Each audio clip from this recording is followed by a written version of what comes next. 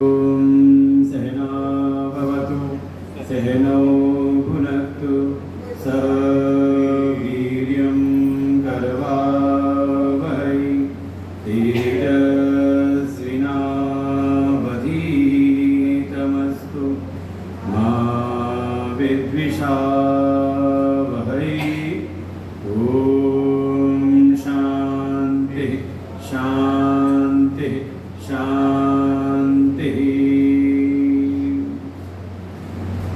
अखण्डमण्डलाकारं व्याप्तं येन चराचरं तत्पदं दर्शितं येन तस्मै श्रीगुरवे नमः।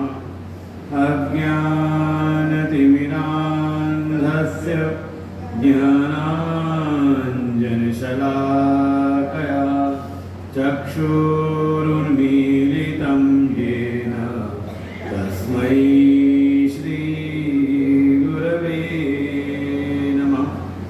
गुरुर्ब्रह्मा गुरुर्विष्णु गुरुर्देवो महेश्वर गुरुर्साक्षात् परं ब्रह्म तस्मै श्रीगुरवे नमः। त्वमेव माता च पिता त्वमेव बन्धुश्च सखा त्वमेव विद्या द्रविणं त्वमेव सर्वं मम देवदेव। गजाननं भूतगणादिसेवितं कपित्थजम्बूफलचारुभक्षणम् उमासुतं शोकविनाशकारकं नमामि विघ्नेश्वरपादपङ्कजम्। अतुलितबलधामं हेमशैलावदेहं दनुजवनकृशानं ज्ञानिनामग्रगण्यं सकलगुणनिधानं वानराणामधीशं रघुपतिप्रियभक्तं वातजातं नमामि। नीलाम्बुजश्यामलकोमलाङ्गं सीतासमारोपितवामभागं पाणौ महासायकचारुचापं नमामि रामं रघुवंशनाथं नमामि रामं रघुवंशनाथम्।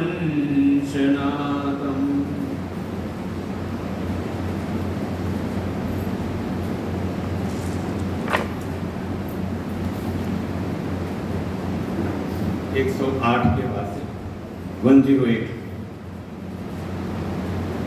जो अनीह व्यापक विभु को कहूँ बुझाई नाथ मोहि सो। अज्ञ जानि सौर जनि धरऊ जय विधि मोह मिटे सोई करऊ। मैं बन दीग राम प्रभुताई अति भय विकल न तुमहि सुनाई। तदपि मलिन मन बोधु न आवा सो भलु भली भांति हम पावा। अजहु कछु संचय मन मोरे करहु कृपा बिनवहु कर जोरे। प्रभु तब मोहि बहु भांति प्रबोधा नाथ सो समुझि करहु जनि क्रोधा। तब कर यस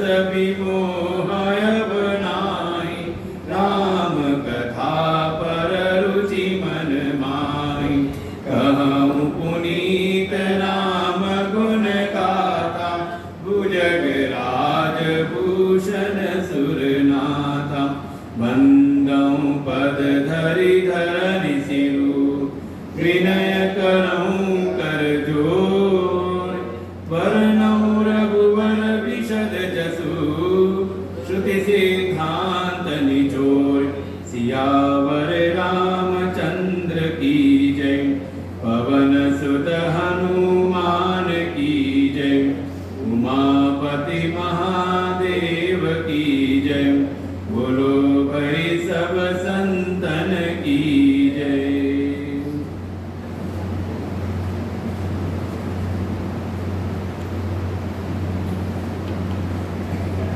श्री रामचरितमानस के अंतर्गत शिव चरित्र, जिसके माध्यम से कलयुग पावन अवतार परम श्रद्धेय गोस्वामी तुलसीदास जी इस श्री राम कथा के अधिकारी का निरूपण करते हैं कि किसका अधिकार है इस राम के तत्व को जानने में। मुख्य बिंदु जो यहाँ पर शिव सती और सती से शिव पार्वती की जो यात्रा है, सती से जो पार्वती जी की यात्रा है, वो समझ लें, इसको अगर अपने भीतर ले आए। मैंने कल भी इस चीज का संकेत किया था कि कई बार ऐसी हमारे भीतर नकारने की स्थिति होती है कि हम जब कोई दृष्टांत या किसी माध्यम समझाने का प्रयास किया जाए तो एक मन में एक और एक भीतर आती है, अरे जब सती जी से नहीं हुआ तो हमसे कैसे होगा। प्रसंग वहां ये नहीं है, प्रसंग यहाँ पर ये है कि अगर इस ज्ञान में प्रवेश करना है तो आपको किस प्रकार से यात्रा करनी है, तो विचार करके देख सकते हैं कि हाँ, हो सकता है कि आज हमारी जो स्थिति है वो आज शायद सती जी वाली स्थिति है। तो पहुंचना कहाँ है, कैसे साधना करनी है, यात्रा करते समय, साधना की यात्रा करते समय ये हर समय भीतर ये ध्यान बना रहे कि हम अपनी यात्रा में आगे बढ़ रहे कि नहीं बढ़ रहे। यहाँ सती जी की निंदा नहीं यहाँ पर है, ये ना समझ ले कई बार लोग, अरे सती जी ने ऐसा कर दिया, सती जी ने ऐसा क्यों कर दिया। वास्तव में भगवान शिव और जो उनकी शक्ति है, चाहे वो सती रूप में है चाहे पार्वती रूप में है, इनके विषय में तो ऐसा कहा कि ये तो ऐसे हैं जैसे वागार्थिक इस संपृक्तौ, जैसे कोई वाणी है, कोई शब्द है और उसका अर्थ कभी अलग होते हैं। हमने एक शब्द बोला, आपके भीतर सुनकर के उसका अर्थ का बोध हो गया, तो कैसे है, कहा जैसे शब्द और उसके अर्थ का कभी वियोग नहीं होता। इसीलिए यहाँ जो चरित्र में शिव सती और शिव पार्वती चरित्र में ये जो सती और शिव का वियोग और पार्वती और शिव जी का पुनः संयोग, ये उनके चरित्र में है, बाकी उनका कभी वियोग और संयोग होता नहीं। जो शिव है उनकी शक्ति स्वरूपा है सती जी, और वही आगे होती है पार्वती के रूप में। विचारणीय बिंदु ये है कि हाँ, हमारे भीतर भी एक साधकत्व जो है, हम अगर इस ज्ञान के मार्ग में, साधना के मार्ग में आए हैं तो हमें कैसे अपनी यात्रा को आगे बढ़ाना है, उसके लिए हमारे शास्त्रों में कथानकों का सहारा लिया जाता है। ये हमेशा समझ के रखें। जैसे बचपन में बहुत सारी हमने कहानियां सुनी थी, तो पहले जो अध्यापक थे कहानी सुनाते थे, और कहानी सुनाने के बाद कहते थे मोरल ऑफ द स्टोरी, इस कहानी का उद्देश्य क्या है, इस कहानी का सार तत्व क्या है, वो बताते थे।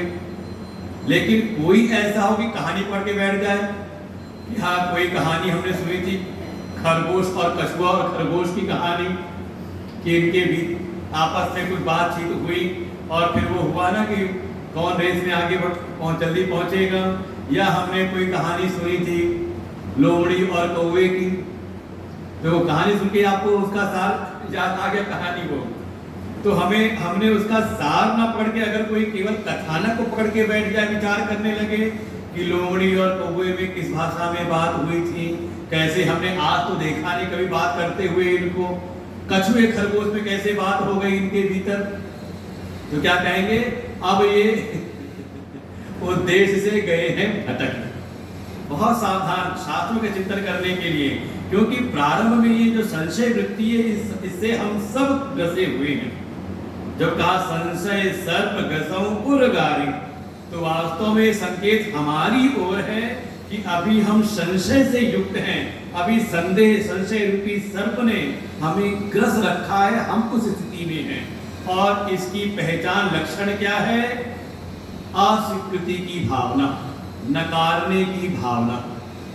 जैसी मन में आया कि अगर उनसे नहीं हुआ तो हम किस खेत की, अगर इस तरह से हुआ तो देखो क्या आया मन के भीतर, वही नकारात्मक भाव आकर के खड़ा हो गया। इसी से बचना है।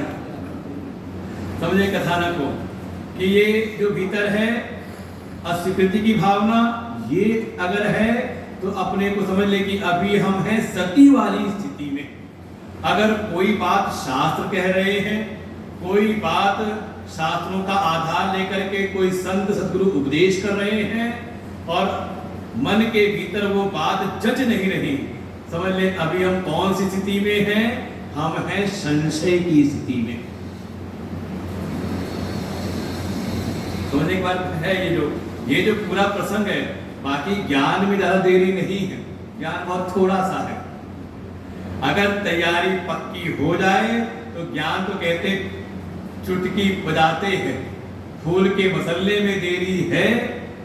और कहते हैं जनक जी को तो घोड़े की रकाब में पैर रखते रखते उनको ज्ञान हो गया, क्योंकि ये ज्ञान कहीं बाहर के किसी विषय का नहीं है।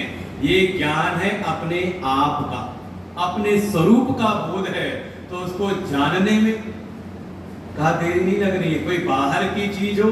इसीलिए कल वो एक उसको संकेत किया था कि यहाँ चर्चा संदेह है भगवान के विषय में, और विचार करें तो वैसा ही संदेह होता है अपने विषय में भी। जो कहा देखिए चरित महिमा सुनत, कि जो हम सुनते हैं और जो हमें अनुभव आ रहा है अभी वर्तमान में, ज्ञान की बात नहीं करें, ज्ञानी के अनुभव की बात नहीं हो रही है, यहाँ अनुभव हो रहा है जो अभी प्रारंभ कर रहा है, साधना में लगा हुआ है। साधक की बात है, सिद्ध की नहीं। कि हम जो सुनते हैं बारंबार अपने विषय में कि मैं आत्म स्वरूप हूं, और आत्मा के जो लक्षण हम सुनते हैं बार बार चिंतन करते हैं, हो सकता है बुद्धि में हमने याद भी कर रखे हों कि आत्मा के क्या लक्षण हैं। वो सच्चिदानंद स्वरूप है, उसका ना तो जन्म है, उसका ना कभी मरण है। लेकिन हमें अनुभव में ना क्या आता है कि मैं तो जन्मने वाला हूं। अपना हैप्पी बर्थडे मना लेते हैं, फिर कहीं ना कहीं अपने मरण का भय भी है कि मैं मरने वाला हूं। है तो नहीं किसी को? कितना भी आप यहाँ हाथ हिला लो, जब मौके पर आती है बात तो समझ में आती कि वो भय क्या होता है मरने का। समझो, बहुत भय रहता है चीजों का। तो हमारे भीतर जो ऐसा हमने सुना, लेकिन जो हम अनुभव कर रहे हैं, तो हमारे श्रवण में जो शास्त्र की बात है, जो सद्गुरु के वचन है, और जो हमारा अपना अनुभव है, इसमें कहीं ना कहीं रस्साकसी चलती रहती है। समझो, उस मरुभूमि को पकड़ने की बात है। अपने मन के भीतर देखें, क्या ऐसी रस्साकसी नहीं होती भीतर कि सुनते तो हैं लेकिन वैसा हमें दिखता नहीं। हमारी मति जो है इसमें अच्छी प्रकार से भ्रमित रहती है। तो ये है सती वाली स्थिति। अगर आप इस स्थिति में हैं तो तुरंत मन में आना चाहिए पात्र की देखो सती जी से भी ऐसा हुआ था, जैसी स्थिति आज हमारी बनी हुई है। तो जीवन में साधना क्या है? जो प्रारंभिक साधना कहा, जो प्रारंभिक साधना है, जो भी आपको जप तप तीर्थ होम यज्ञ हवन जो कुछ भी बताया जाता है, सेवा इत्यादि, जो भी धर्म योग उपासना के अंतर्गत जो भी पारंपरिक जो साधन है, जो भी आप इसमें हमने 3 में समेट दिया, धर्म धर्म के अंतर्गत आपके पारिवारिक कर्तव्य, आपके सामाजिक कर्तव्य और जो आप परमात्मा के प्रति आपके जो कर्तव्य अनुभव में आते हैं, ये सब आ गया धर्म। योग, जो थोड़ा आप योग की साधना करो, प्राणायाम इत्यादि, और उपासना, ईश्वरीय कर्म जो है, ये सब के सब ये जो हम जीवन में करते हैं, इसका परिणाम है कि भीतर ये जो हर क्षण नकारने की भावना है, ये जो नकारात्मक वृत्ति है, वो हमारी शिथिल हो और स्वीकृति की भावना आ जाए। किस चीज की स्वीकृति? कहा जो हमारे वेद कहते हैं, जो हमारे अन्य वैदिक शास्त्र कहते हैं और जो संतजन कहते हैं, वो वही सत्य है। जो दिख रहा है थोड़ा उससे नजर हटानी पड़ती है। और देखो, ये तो हमारे जीवन में चलता आ रहा है। हमारी शुरुआत कराई कहां से जाती पढ़ाई में कि जो आपको दिख रहा है उससे आपको सिखाया जा रहा है। उठना, सोना, जागना कैसे सिखाया? कहा सूर्य को देख करके, सूर्य का उदय हुआ तो उठ जाओ, ये सब सिखाते थे ना बचपन में। सूर्य अस्त हुआ तो अब सो जाना है। और ऐसा वो हमारे व्यवहार में आ गया कि अब अपने आप हमारा अभ्यास है। सवेरे हो जाए, सुबह हो जाए तो ठीक है, आप आलस में पड़े रहो, लेकिन मन की तरफ होता है कि अब उठ जाना चाहिए, अब उठ जाना चाहिए, अब उठ जाना, होता है कि नहीं? और सूर्य अस्त हो जाए तो आपके मन के भीतर हक होने लगता है कि अब सोने का समय, अंधेरा हो गया, रात हो गई है, सोना चाहिए, है कि नहीं? तो जो आपको प्रारंभिक स्तर में देखो, जो आपको प्रत्यक्ष दिखाई दे रहा है, उसका आधार लेकर के आपको एक अनुशासन सिखाया गया। और जब धीरे धीरे उस अनुशासन में आप आ गए, तो शायद आप कोई हाई स्कूल और इंटर की कक्षा में वो जो कुछ आपको प्रत्यक्ष दिखा करके आपको समझाया गया था, अब उसको नकार देते, है कि नहीं? सूर्योदय, सूर्य अस्त की बात, पृथ्वी की स्थिति की बात, धीरे करके जब हमने उस अनुशासन में आके हमारे जो मस्तिष्क की जो स्थिति है, हमारी बुद्धि की जो स्थिति है, जब थोड़ी परिपक्व हुई कि केवल प्रत्यक्ष नहीं बल्कि प्रत्यक्ष को देख करके, प्रत्यक्ष कार्य को देख करके उसके कारण का अनुमान करने की जब स्थिति हो गई, तो हमें फिर कुछ नए सिद्धांत बताए गए, है ना? तो ऐसी ही स्थिति है हमारे अपने इस साधना में जीवन की। पहले आता है धर्म। धर्म आपको प्रत्यक्ष जो आपको दिखाई दे रहा है, उसका आधार लेकर के आपको विधि और निषेध का प्रतिपादन करता है कि ऐसा करो, ऐसा न करो। वो आपके आहार में भी होगा, आपके विहार में भी, आपके आचार में, आपके विचार में, हर जगह, है कि नहीं? देखो, पूरा प्रारंभिक जीवन इसी में है। तुम लड़के हो, तुमको ऐसा करना चाहिए, तुम लड़की हो, तुमको ऐसा करना चाहिए, अब तुम बड़े हो गए हो तो तुमको ऐसा करना चाहिए, अब तुम क्या बहू हो गई हो तो ये क्या हो रहा है, सब चीज बताई गई ना धीरे धीरे। अच्छा, यहाँ पर भी आए तो आप श्रोता हो, तो श्रोता के नियम है कि नहीं? आप श्रोता है तो उसका कर्तव्य है कि सुने। कैसे सुनेगा? कि ध्यान इधर उधर ना जाए, ना आपस में बातचीत करे, ना मोबाइल फोन चलाए। और वक्ता है तो वो भी एक नियम के अंतर्गत है। तो पहले आता है धर्म, जो प्रत्यक्ष परिस्थितियों को के आधार बना करके हमें विधि निषेध के अनुशासन में लेकर के आता है। और उस विधि निषेध के अनुशासन से ही आपका जो मन है, आपकी जो बुद्धि है, वो एकाग्र होती है, सूक्ष्म होती है और निर्मल होती है। और उसमें वो सामर्थ्य आती है कि जो प्रत्यक्ष नहीं है उसका भी वो अनुमान कर सकती है कि नहीं? जीवन में ये हो रहा है कि नहीं? ये हर क्षण हो रहा है। तो यही है, पहले है धर्म, जिसमें प्रत्यक्ष को देख करके हम अपने जीवन को साधते हैं। और साधने के बाद जब वो परिस्थिति ऐसी हो गई, तो जो प्रत्यक्ष नहीं है, परोक्ष है, उसका फिर हम करते हैं विचार। इसीलिए हमारे जो शास्त्र हैं वो परोक्षवाद से भरे हुए हैं। इसीलिए कई बार आप कुछ शब्द ऐसे सुनोगे शास्त्रीय चर्चा में कि ये जो वाक्य है इसका वाच्यार्थ ये है और इसका लक्ष्यार्थ कुछ और है। सुना कि नहीं कभी ये बात, वाच्यार्थ और लक्ष्यार्थ? अच्छा, साहित्य तो पढ़ा होगा ना, कविता पदावली, पद इत्यादि पदावली है अपना, कोई गद्य पद इत्यादि जब साहित्य में पढ़ा होगा, हाई स्कूल तक भी तो आता ही है ये सब चीजें। तो वहां आता है कोई ना कोई अंश आता है गद्य या पद्य, तो उसमें आता है पहले लिखो इसका शब्दार्थ कि इस ये जो पद आया हुआ इसका शब्द अर्थ क्या है, इसके शब्दों का अर्थ क्या है, और उसके बाद लिखना होता था उसका भावार्थ। है, याद है कि नहीं? तो जो शब्दार्थ होता था वो होता था 2 पंक्ति का, जितनी पंक्ति वो है उसमें 2-4 पंक्ति में उसका हम शब्दार्थ लिखते थे।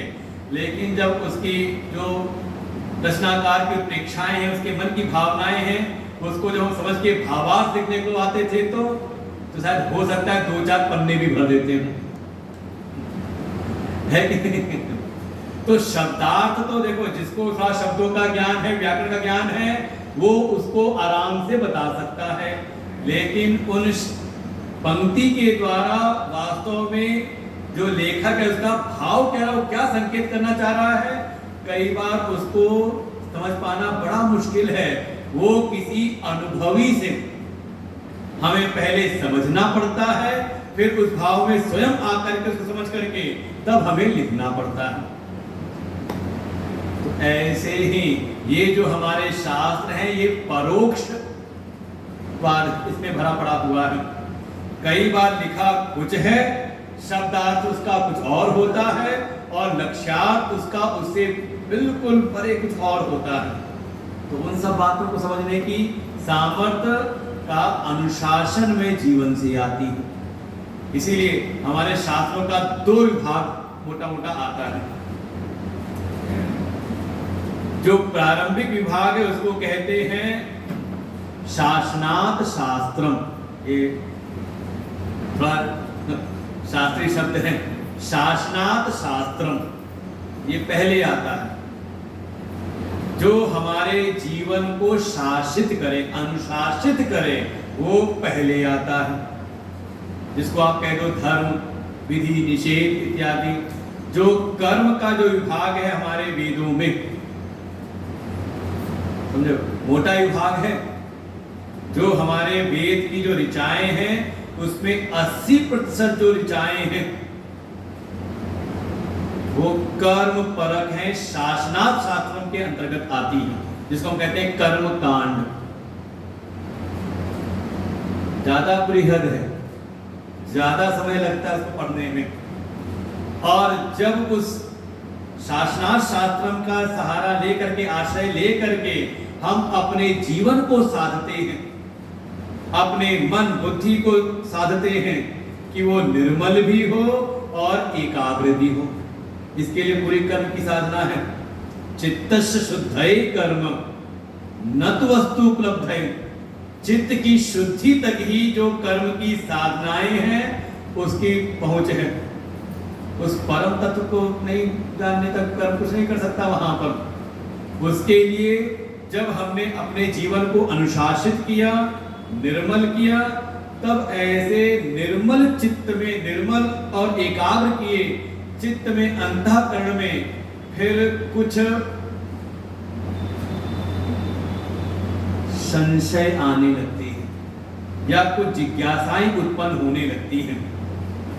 मैं कौन हूं, ये जगत क्या है, ये जो हम कर रहे हैं इसका करने का तात्पर्य क्या है। आप जो भी जीवन में कर रहे हैं, और इसमें हमारे प्रियांक भी बहुत एक्सपर्ट हैं, पूरा इनसे आप यज्ञ कराइए तो यज्ञ में जो विधि है उसका क्या कारण है, उसका वैज्ञानिक रहस्य क्या है, पूरा एक खोल के बताते हैं। 1 घंटा हवन यज्ञ कराएंगे और 1 घंटा आपको उसकी पूरी व्यवस्था को समझाते हैं। तो देखो सब है ये चीजें, लेकिन पहले आपको उस कार्य को करना तो है ही नियम पूर्वक। करने के बाद जो मन के भीतर बहुत सारे संदेह संशय आते हैं, और देखो आप लोग कई बार ऐसा होता है घरों में आपके भीतर संस्कार हैं पुराने, तो आपको जैसा किसी ने बताया आपने श्रद्धा से कर लिया। लेकिन आज जो नई युवा पीढ़ी है, जब घर के जो आप सालों से करते आ रहे हो, पूजा उपासना यज्ञ हवन जो कर रहे हो, आप तो श्रद्धा से करते आ रहे थे, लेकिन घर के जब बच्चे आप थोड़े बड़े होते हैं, देखते हैं करते हुए, आप कहते हो बेटा करो, तो प्रश्न करते कि नहीं करते वो बच्चे, ऐसा क्यों, भगवान कौन है, क्या देखा आपने, आते कि नहीं आते, और हम उसको समझा नहीं पाते। तो जो मन के भीतर जो संशय है, संदेह है, चाहे वो अपने प्रति हो, चाहे जगत के प्रति हो, या जो दोनों के नियंता, जीव जगत के नियंता जगदीश्वर हैं, उनके प्रति हैं, जो संशय उत्पन्न होते हैं, उनके निवारण के लिए कहा हमारे वेदों में ही जो अगला जो विषय है, जो शास्त्र, उसको कहा संशनात शास्त्रम, जो हमारे मन के भीतर उत्पन्न होने वाले अनेकों संदेह, संशय, जिज्ञासाएं, उनका शमन करती है।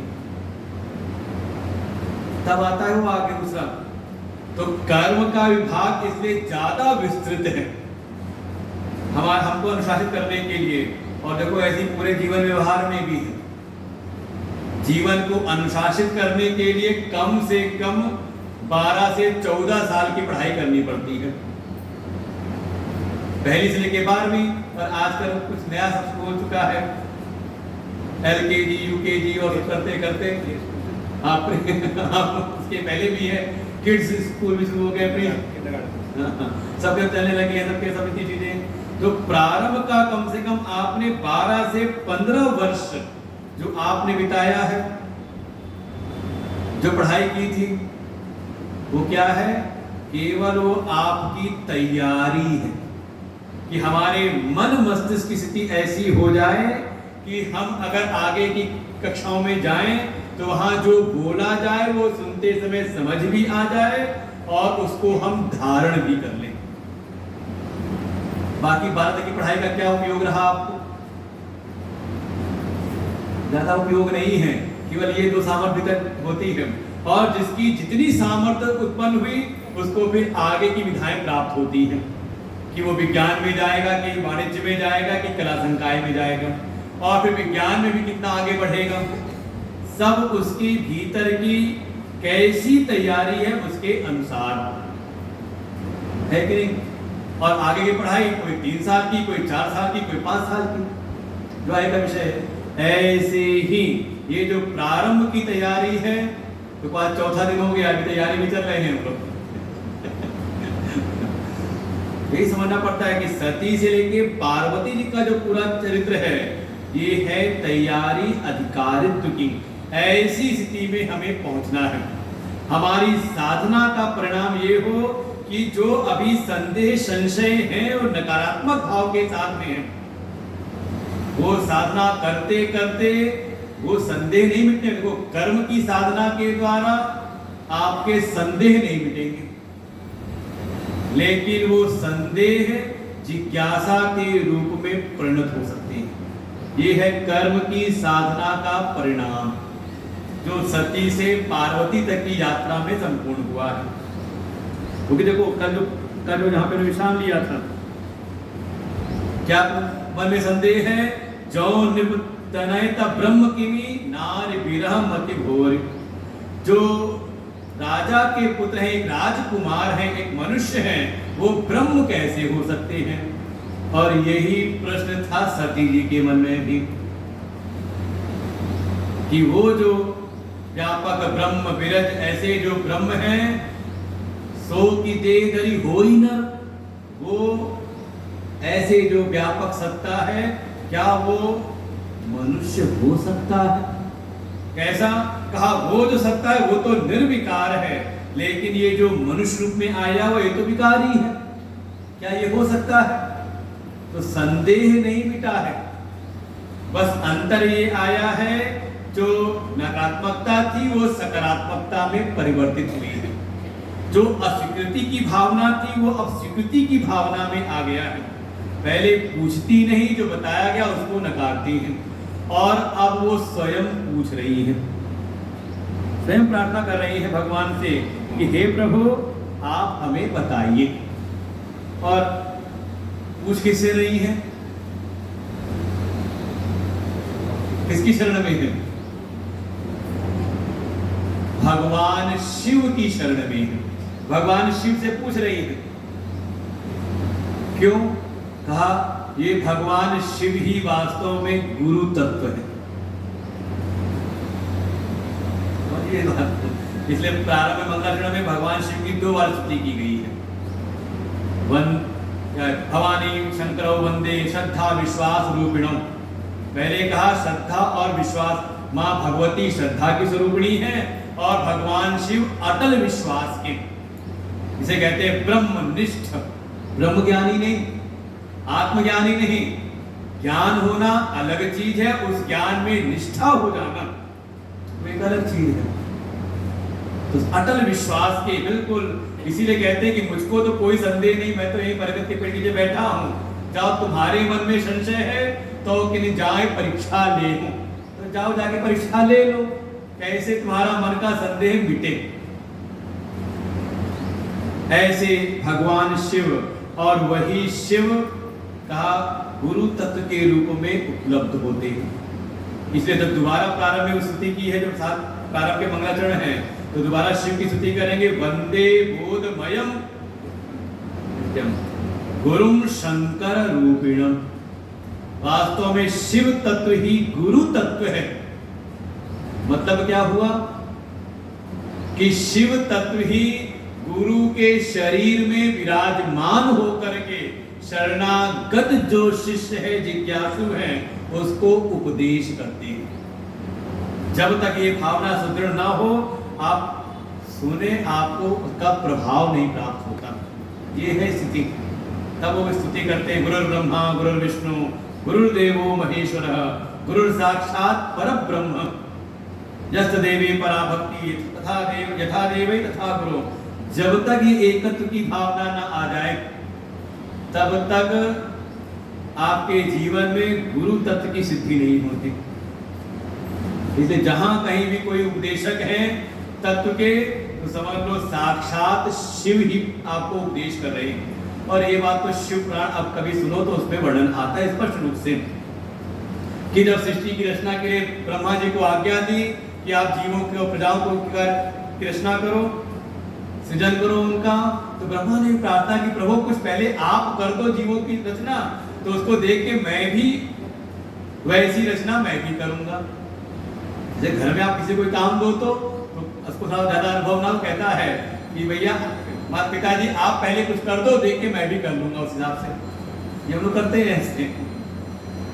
जब ऐसी प्रार्थना की तो भगवान शिव ने वहां पर स्पष्ट रूप से कहा, ये जीवों, ये जन्म मरण से भयभीत रहने वाली ये जो प्रजाएं हैं, जो जीव हैं, इनकी संरचना तुम ही करो, तुमको मुबारक।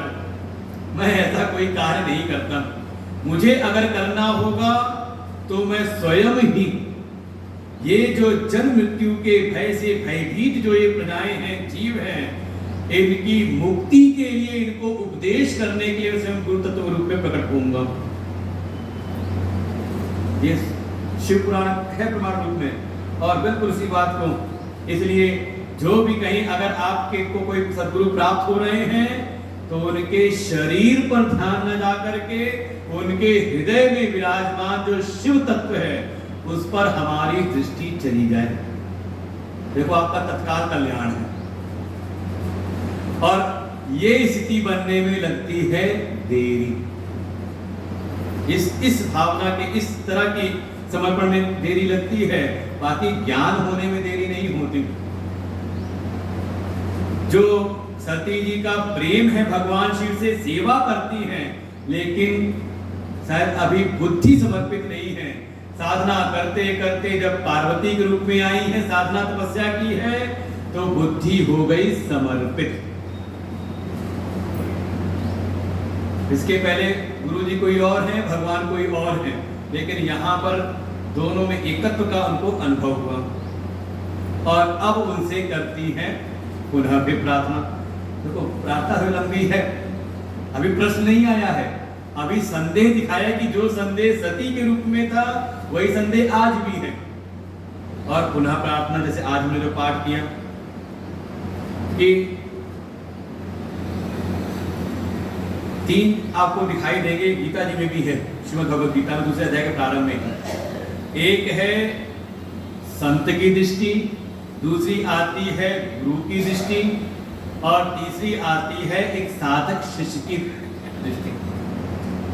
जो संत है, संत के भीतर सबके प्रति एक समत्व का भाव होता है। सिया राम मैं सब जग जानी, करऊं प्रणाम जोर जुग पानी।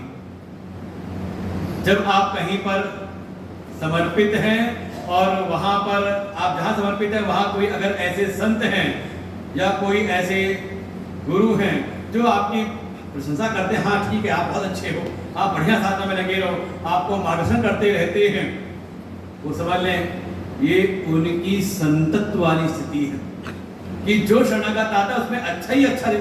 भाई सब में भगवत रूप देख रहे हैं तो उनमें कोई वो नहीं आता। लेकिन जिस दिन आप उनके शरणागत हो गए, शिष्य भाव से या सीखने के भाव से उनकी शरण में आए, तो कहा फिर वही जो संत है वो अगर आपका वर्ण कर ले कि हाँ ये शिष्य आया है मेरी शरण में मेरा वर्ण करने के लिए, और फिर वो आपका वर्ण कर ले, तो वो संत वाली स्थिति में नहीं रहते बल्कि आ जाते हैं गुरु की स्थिति में। तो अंतर क्या आता है? का अंतर ये आता है कि जो पहले आपकी प्रशंसा करते थे, तुम बहुत अच्छे हो, तुमने बड़े पुण्य कर रखे हैं, तुम बहुत पुण्यात्मा हो, तब तो आज यहाँ पर आए हो। तो ये सब शास्त्रों के रहस्य हैं और गोस्वामी जी इस चीज के लिए बिल्कुल सजग हैं। प्रारंभ करते हैं तो गुरु की वंदना अलग करते हैं, संत की वंदना अलग करते हैं। वो कहावत है पूर्व की, सब धान 27 पसेरी नहीं होता।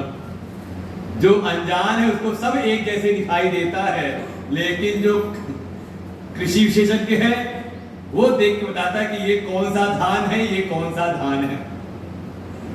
कहने का तात्पर्य ये है, जब वही संत शिष्य की पात्रता को देख करके उसको स्वीकार कर लेते हैं और गुरु रूप में आ जाते हैं, तो अब वो उसका प्रशंसा भी करें, लेकिन अब वो शरणागत जो शिष्य है उसकी छोटी सी छोटी भी कोई कमी है तो उस पर उनकी दृष्टि जाती है, और इसके बाद शुरू होती है टोका टाकी, और बस यहीं से समस्या शुरू हो जाती है। शरणागत को लगता है गुरु जी पहले तो बड़े अच्छे थे, ठीक थे, पहले तो बड़े अच्छे से बात करते थे, अब तो फिर और लोग होंगे तो पूछेगा वो कहीं ना कहीं, क्या गुरु जी हम आए थे शुरू में तो बड़े अच्छे से बात करते थे, अब क्या है? और हमने ये देखा अपने गुरुदेव में ही बिल्कुल हर जगह पर। क्यों? क्योंकि अब वो संत की स्थिति में नहीं है, गुरु की स्थिति में है, और गुरु का कर्तव्य है शरणागत शिष्य का कल्याण करना। अच्छा गुरु कौन है? जो नकल करावे। अरे बच्चा आया है पास हो जाए सब तो नकल की व्यवस्था करा दे उसकी, या नकल करते हुए बच्चे को डांट लगाए, फटकार लगाए, उसको एक आसान रास्ता दे दे निकलने का, या उसको थोड़ा अनुशासन में रखे। कौन अच्छा गुरु? अब ये पहचान आपको करनी पड़ेगी कि आप जहां गए हो वहां पर जिनकी शरण में हो, अभी उन्होंने आपका वर्ण किया है कि नहीं किया शिष्य के रूप में। देखो हम तो वर्ण कर लेते हैं, उसका एक परंपरा है गुरु दीक्षा, लेकिन आपको स्वयं अवलोकन करना पड़ेगा। हमने वर्ण किया है और अभी गुरुजी ने वर्ण किया है कि नहीं किया है, वो हमारा सुधार चाहते कि नहीं चाहते हैं। और देखो वो सब आपकी सेवा, आपके जो हाव भाव विचार जो हैं उसको आकलन करते हुए तब फिर वो वर्ण करते हैं। ये हर जगह ये भक्ति में तो वर्ण की बड़ी महिमा है। आप कहोगे तो 1-2 घंटा किसी वर्ण पे कर देते हैं, कैसे वर्ण करना चाहिए। भक्ति के सिद्धांत में पहले भक्त वर्ण करता है भगवान का, और जब भक्त के वर्ण की शुद्धि होती है, और वो कथा है चीरहरण की लीला, अगर कभी आपको समझना हो तो, विशेषण विचार करना हो तो, गोपियों ने जैसा वर्ण किया है कैसे निरावरण हो करके, जब कोई निरावरण हो करके अन्याभिलाषिता शून्यम ज्ञान कर्मांतरा कृतम, कहा कोई बिल्कुल इस प्रकार से वर्ण कर ले, अब तो कोई और मुझे इच्छा है नहीं। अर्जुन भगवान से प्रारंभ, जब तक अर्जुन ने ये बात नहीं कही, दूसरे अध्याय में आकर के 10वें 8वें 9वें 10वें श्लोक तक, 7वें से लेकर 10वें श्लोक तक, जब तक बिल्कुल शरणागति ली नहीं और जब तक ये नहीं कह दिया कि नहीं प्रपश्यामि महापुनत्यात् यशोकमुशोषणम् इंद्रियाणाम, हे प्रभु मुझे तीनों लोकों में आपके अतिरिक्त अपने कल्याण का कोई और साधन नहीं दिखाई देता, कोई और आश्रय नहीं दिखाई देता कि जहां मेरा कल्याण हो सके। जब इस प्रकार से समर्पण व्यक्त किया है, तब भगवान उपदेश करना शुरू करते हैं दूसरे अध्याय के 11वें श्लोक से। अशोचानन वशोचस्त्वं प्रज्ञावादांश भाषते, और उपदेश करते करते विश्राम का उपसंहार कहां करते हैं, सर्वधर्मान परित्यज्य मामेकं शरणं व्रज सखा सोच त्यागं पद मोरे। क्योंकि जो शरण में होता है वो भयभीत रहता है, क्यों? क्योंकि वो चाहता तो है परम तत्व को पाना, लेकिन मन के भीतर जो संसार में उसकी आसक्ति है, सांसारिक वासनाएं जो हैं, उसको भयभीत कराए रहती है, ये छूट तो नहीं जाएगा, ये निकल तो नहीं जाएगा।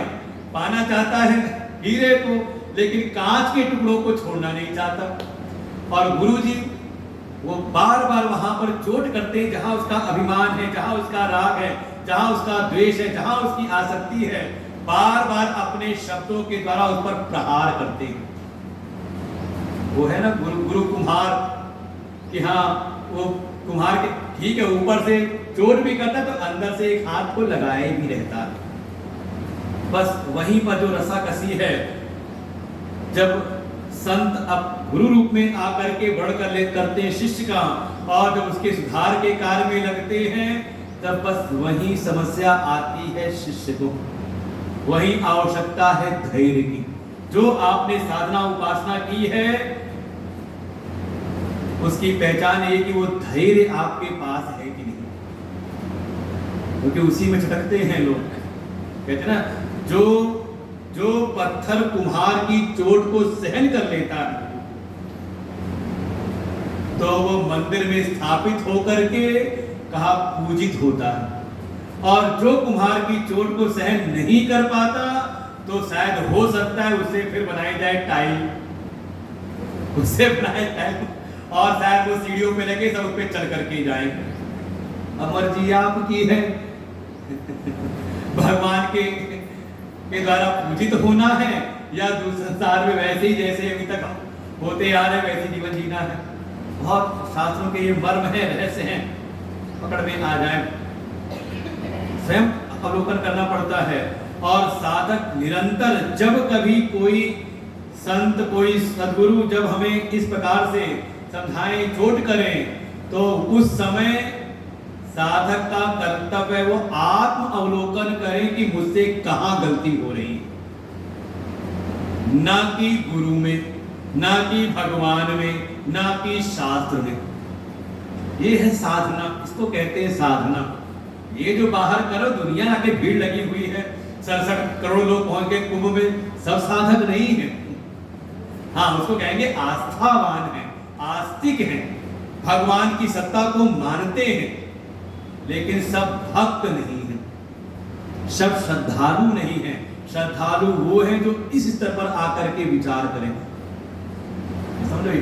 इसीलिए ऐसी कक्षा में संख्या कम होती, क्योंकि है ही नहीं इस प्रकार से जिन पर भगवान की अहेतु कृपा है, जिनको वास्तव में भगवान ने वर्ण कर लिया। कल भी मैंने यही तो पूछा था, मैंने भगवान की कृपा आप पर है कि नहीं है, है कि नहीं भगवान की कृपा?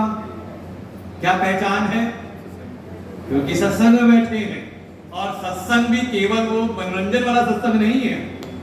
आज हमारे बैठे हुए जिन्होंने हमें कहे थे गीता, आप लोग वैसी टीम के हैं ना, पहचान ना हो संगीत है, इन्होंने गा करके सुनाई, हमने इनको बोल करके सुनाया, प्रवचन करके सुनाया, तो इन्होंने एक दिन हमको इनके साथ इनके जो थे साथ में संगीत, इन्होंने गीता को गा करके सुनाया हमको। तो ज्यादा यहाँ मनोरंजन नहीं, हर क्षण चोट पड़ रही है, इसे कहते हैं मोह मुद्गल।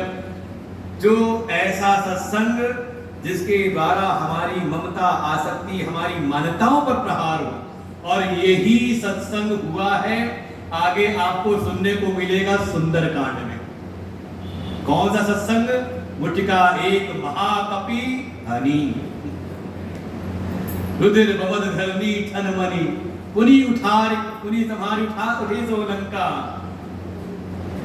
सुना है कि सत्संग को हनुमान जी ने एक मुक्का मारा था और इतना जोर का वो प्रहार था कि वो जो लंकनी थी गिर पड़ी मुंह के बल, और कुछ मुंह फूटा और रक्त निकला बाहर, और फिर संभल करके उठती है, हाथ जोड़ती है कि आज बहुत बड़ा अच्छा सत्संग मिला। सुनना है सत्संग ऐसा वाला, हमारे लिए आसान हो जाएगा। बस सामने आओगे तो घूसा ही मारेंगे, बस संभल के आना, जोरदार प्रहार होगा। वास्तव में शब्द का प्रहार है। जब तक आपके मन की केवल मन को संतुष्ट करने का प्रयास किया जाए, समझ लो अभी आप सही आश्रय में है नहीं, समझे? अभी गुरु ने आपका वर्ण नहीं किया है। अभी जिनके पास में हो उनके हृदय के भीतर वो शिव तत्व प्रकट नहीं हुआ है।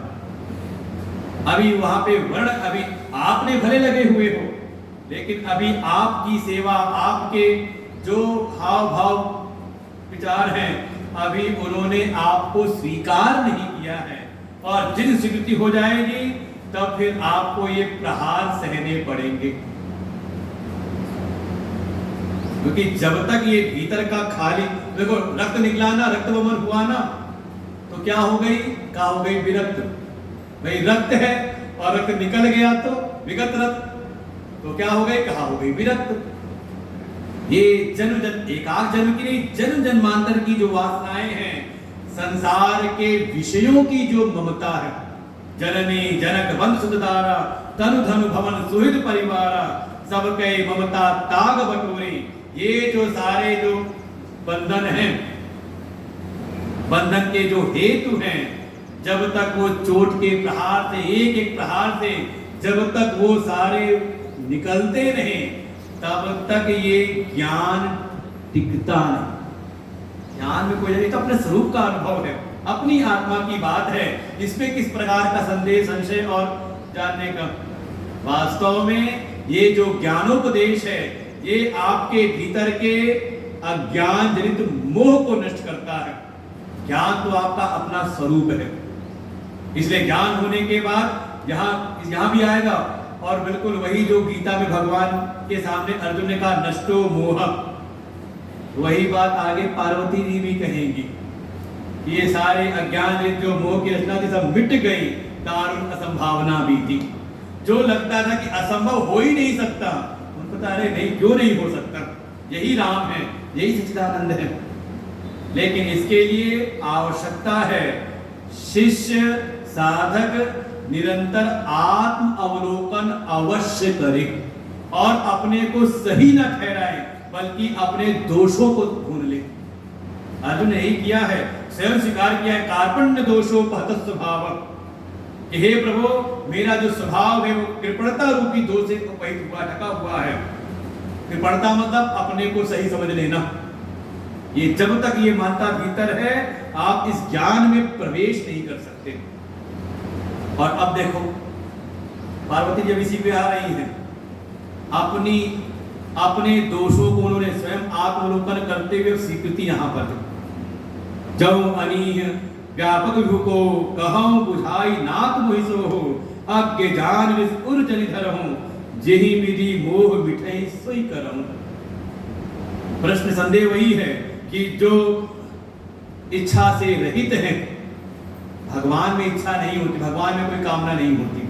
अब कोई कल सज्जन थे, वो पूछ रहे थे कि गुरु जी हमसे क्या चाहते हैं, वो उनके अपने था, जहाँ गुरु दीक्षित हैं, जहाँ गुरु कृपा उनको मिली हुई है, वो आज तक समझ नहीं पा रहे कि गुरु जी क्या चाहते हैं। मेरे मन में आया, मैंने कहा कल सुनाएंगे, अब आज है नहीं वो, न तो भगवान, और अगर आपको लगता है कि हमारे गुरुदेव भगवत स्वरूप वास्तव में शिव तत्व रूप में हैं, तो उनमें कोई इच्छा नहीं होती। और जब तक इच्छा से उनका चित्त आहत हो रहा है तब तक समझ लो वो अभी भगवत स्वरूप हुए नहीं। जो अनीह जिसके अंदर कोई इच्छा ना हो, ये है भगवान का स्वरूप। परमात्मा जो अपने स्वरूप में है, सदगुरु जो ब्रह्मनिष्ठ सदगुरु है जो अपने स्वरूप में है, तो उनमें कोई इच्छा नहीं, जो पाना था पा चुके हैं, इसलिए उनके लिए कहते हैं आप्त काम। बिल्कुल। और जब तक कामनाएं हैं तब तक वो सिद्धि है नहीं। तो अरे हाँ, उनमें अगर कोई इच्छा है तो शरणागत जो शिष्य है, जो अर्थार्थी कोई है, तो उसकी प्रार्थना से उनमें इच्छा आ जाती है। जैसे कई बार आपके मन में कोई इच्छा ना हो, लेकिन जिससे आपका प्रेम है उसने कोई प्रार्थना कर दी, तो आपका मन नहीं है कहीं घूमने जाने का, पिक्चर देखने का, लेकिन पोते ने आके कह दिया दादी चलो। क्या वह अपनी इच्छा नहीं थी, लेकिन जिसका हमसे प्रेम है उसने प्रार्थना की तो आप में इच्छा आ गई। इसलिए सो केवल भगतन हित लागे, सो के प्रेम के विवश हो ही मैं ना, प्रेम के परवश होकर के, भक्तों के प्रेम के परवश है। जो अनी है, जिसमें कोई इच्छा नहीं, व्यापक है, विभु है, ऐसे जो कोई है, हे प्रभु कहां बुझाई नाथ मोहि सो, उनके बारे में आप मुझको बताओ, थोड़ा मुझको जान लो मैं कौन हूं।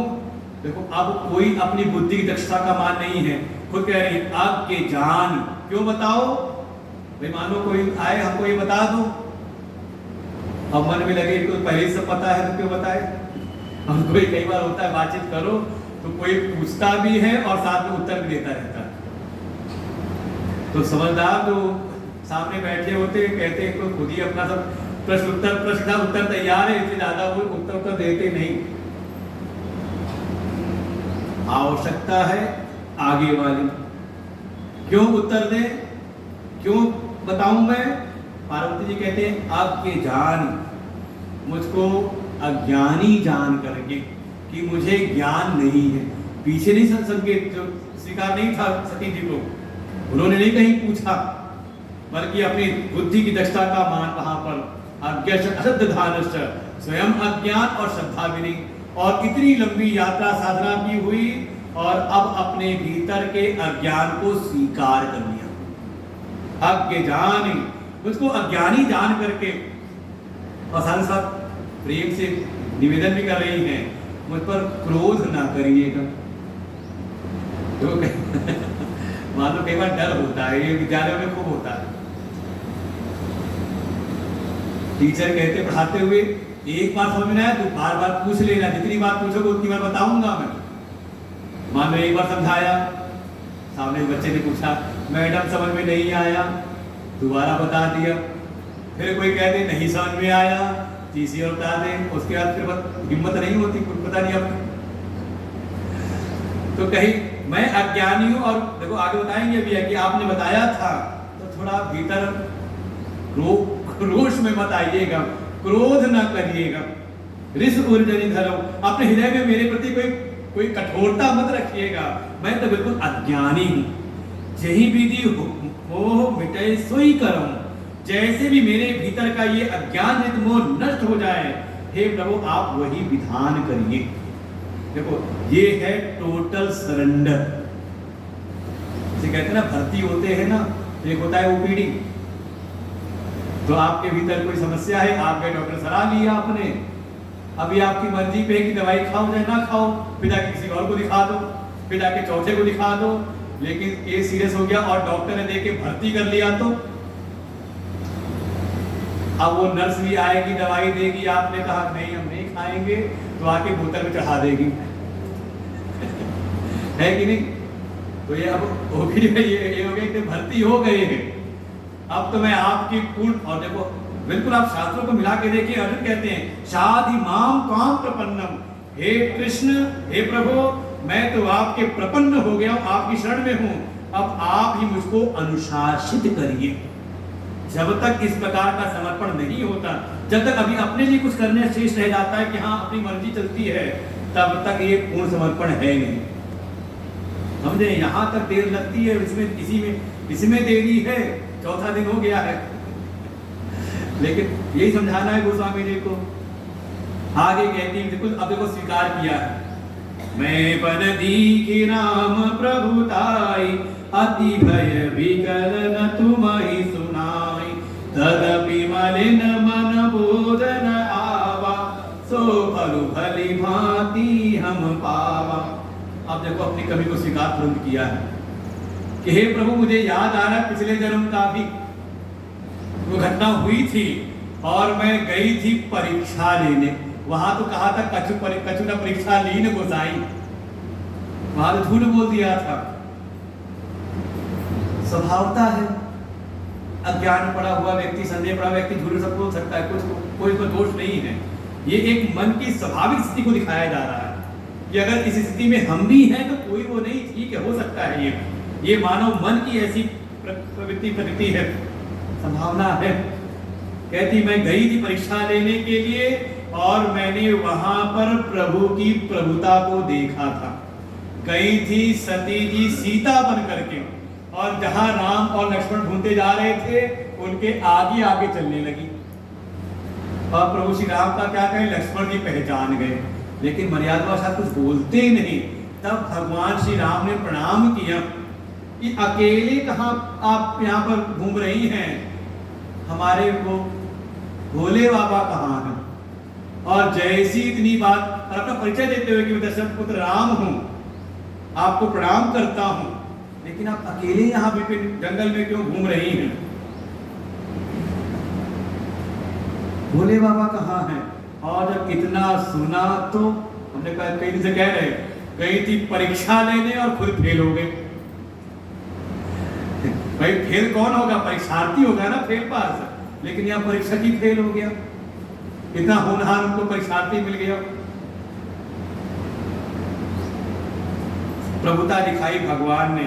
जब सती जी चलने लगती वापस वहां से, तो जहां देखती है राम सीता लक्ष्मण, पीछे देखा वहां पे राम सीता लक्ष्मण, चारों दिशा जहां उनकी नजर जाती वहीं उन्होंने देखा।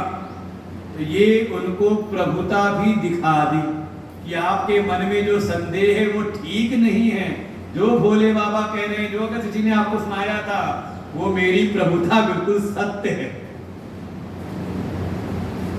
लेकिन अति भय विकल तुम्हि, अब यहाँ पर कहा, माना इस बात को कि बड़े भय के कारण मैं आपके पास आकर के क्या मुंह लेकर के आपसे कहती, थोड़ा भयभीत होने के रहने कारण एक विकलता थी मन के भीतर, मैंने आपसे बताया नहीं था, और आपसे छुपाया तो।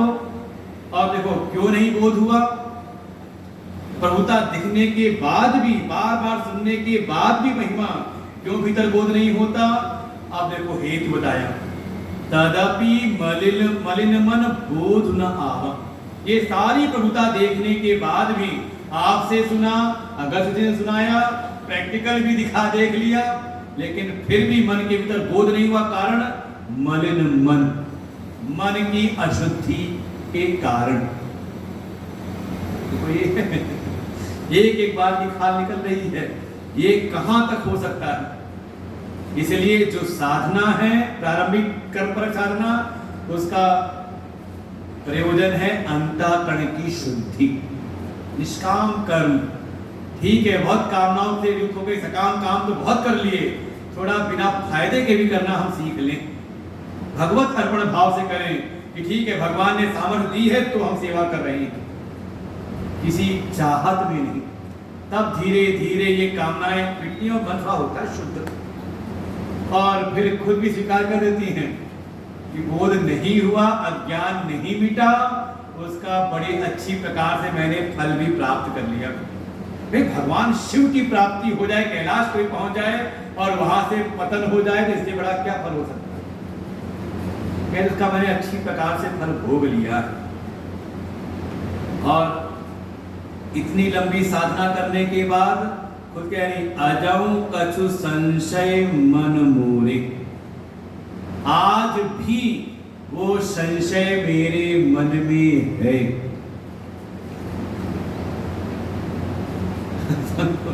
ये है बड़ी विचित्र सी बात।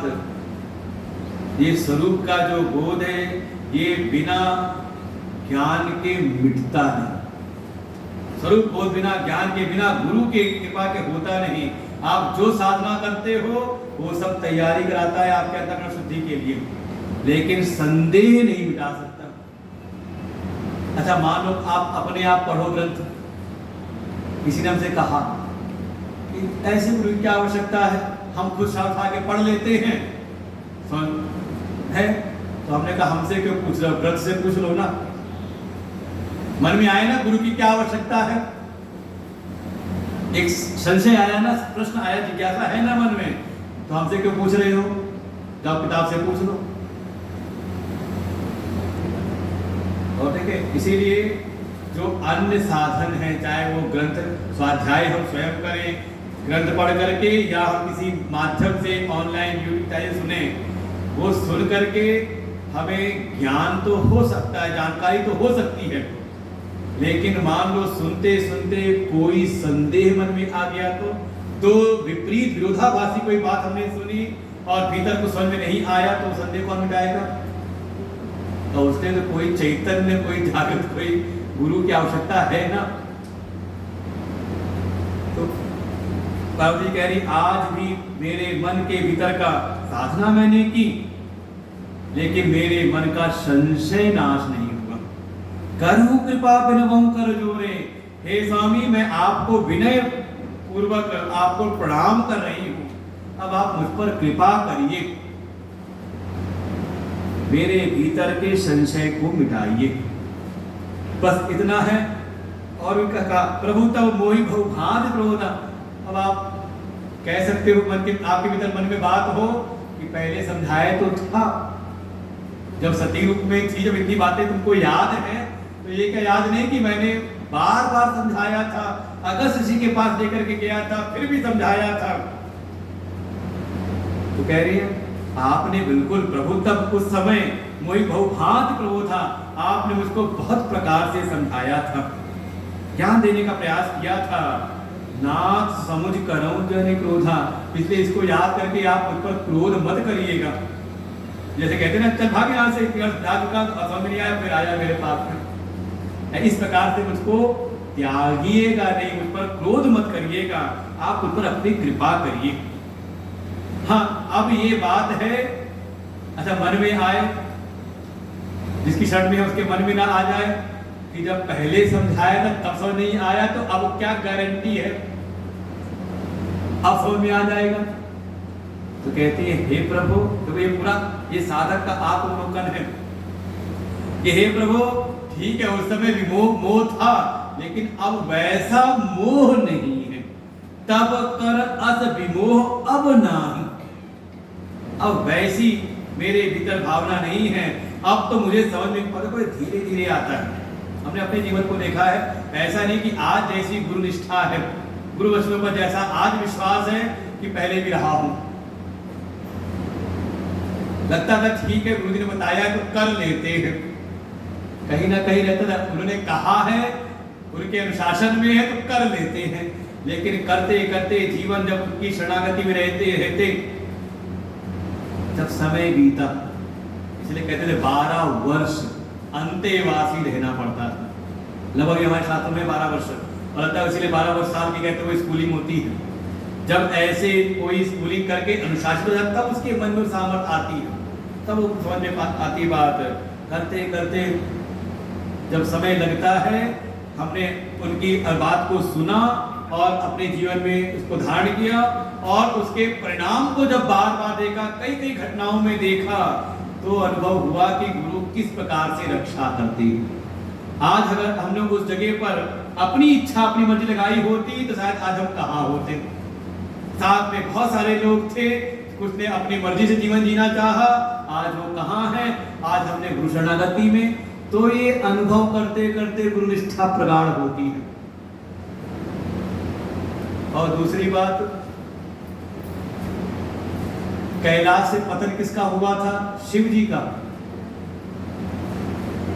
कैलाश से पतन किसका हुआ था? शिव जी का कि सती जी का? ये बात भी समझनी है कि अगर हम इनकी बात को स्वीकार नहीं करेंगे, नहीं मानेंगे, तो उनका कुछ नहीं बिगड़ने वाला।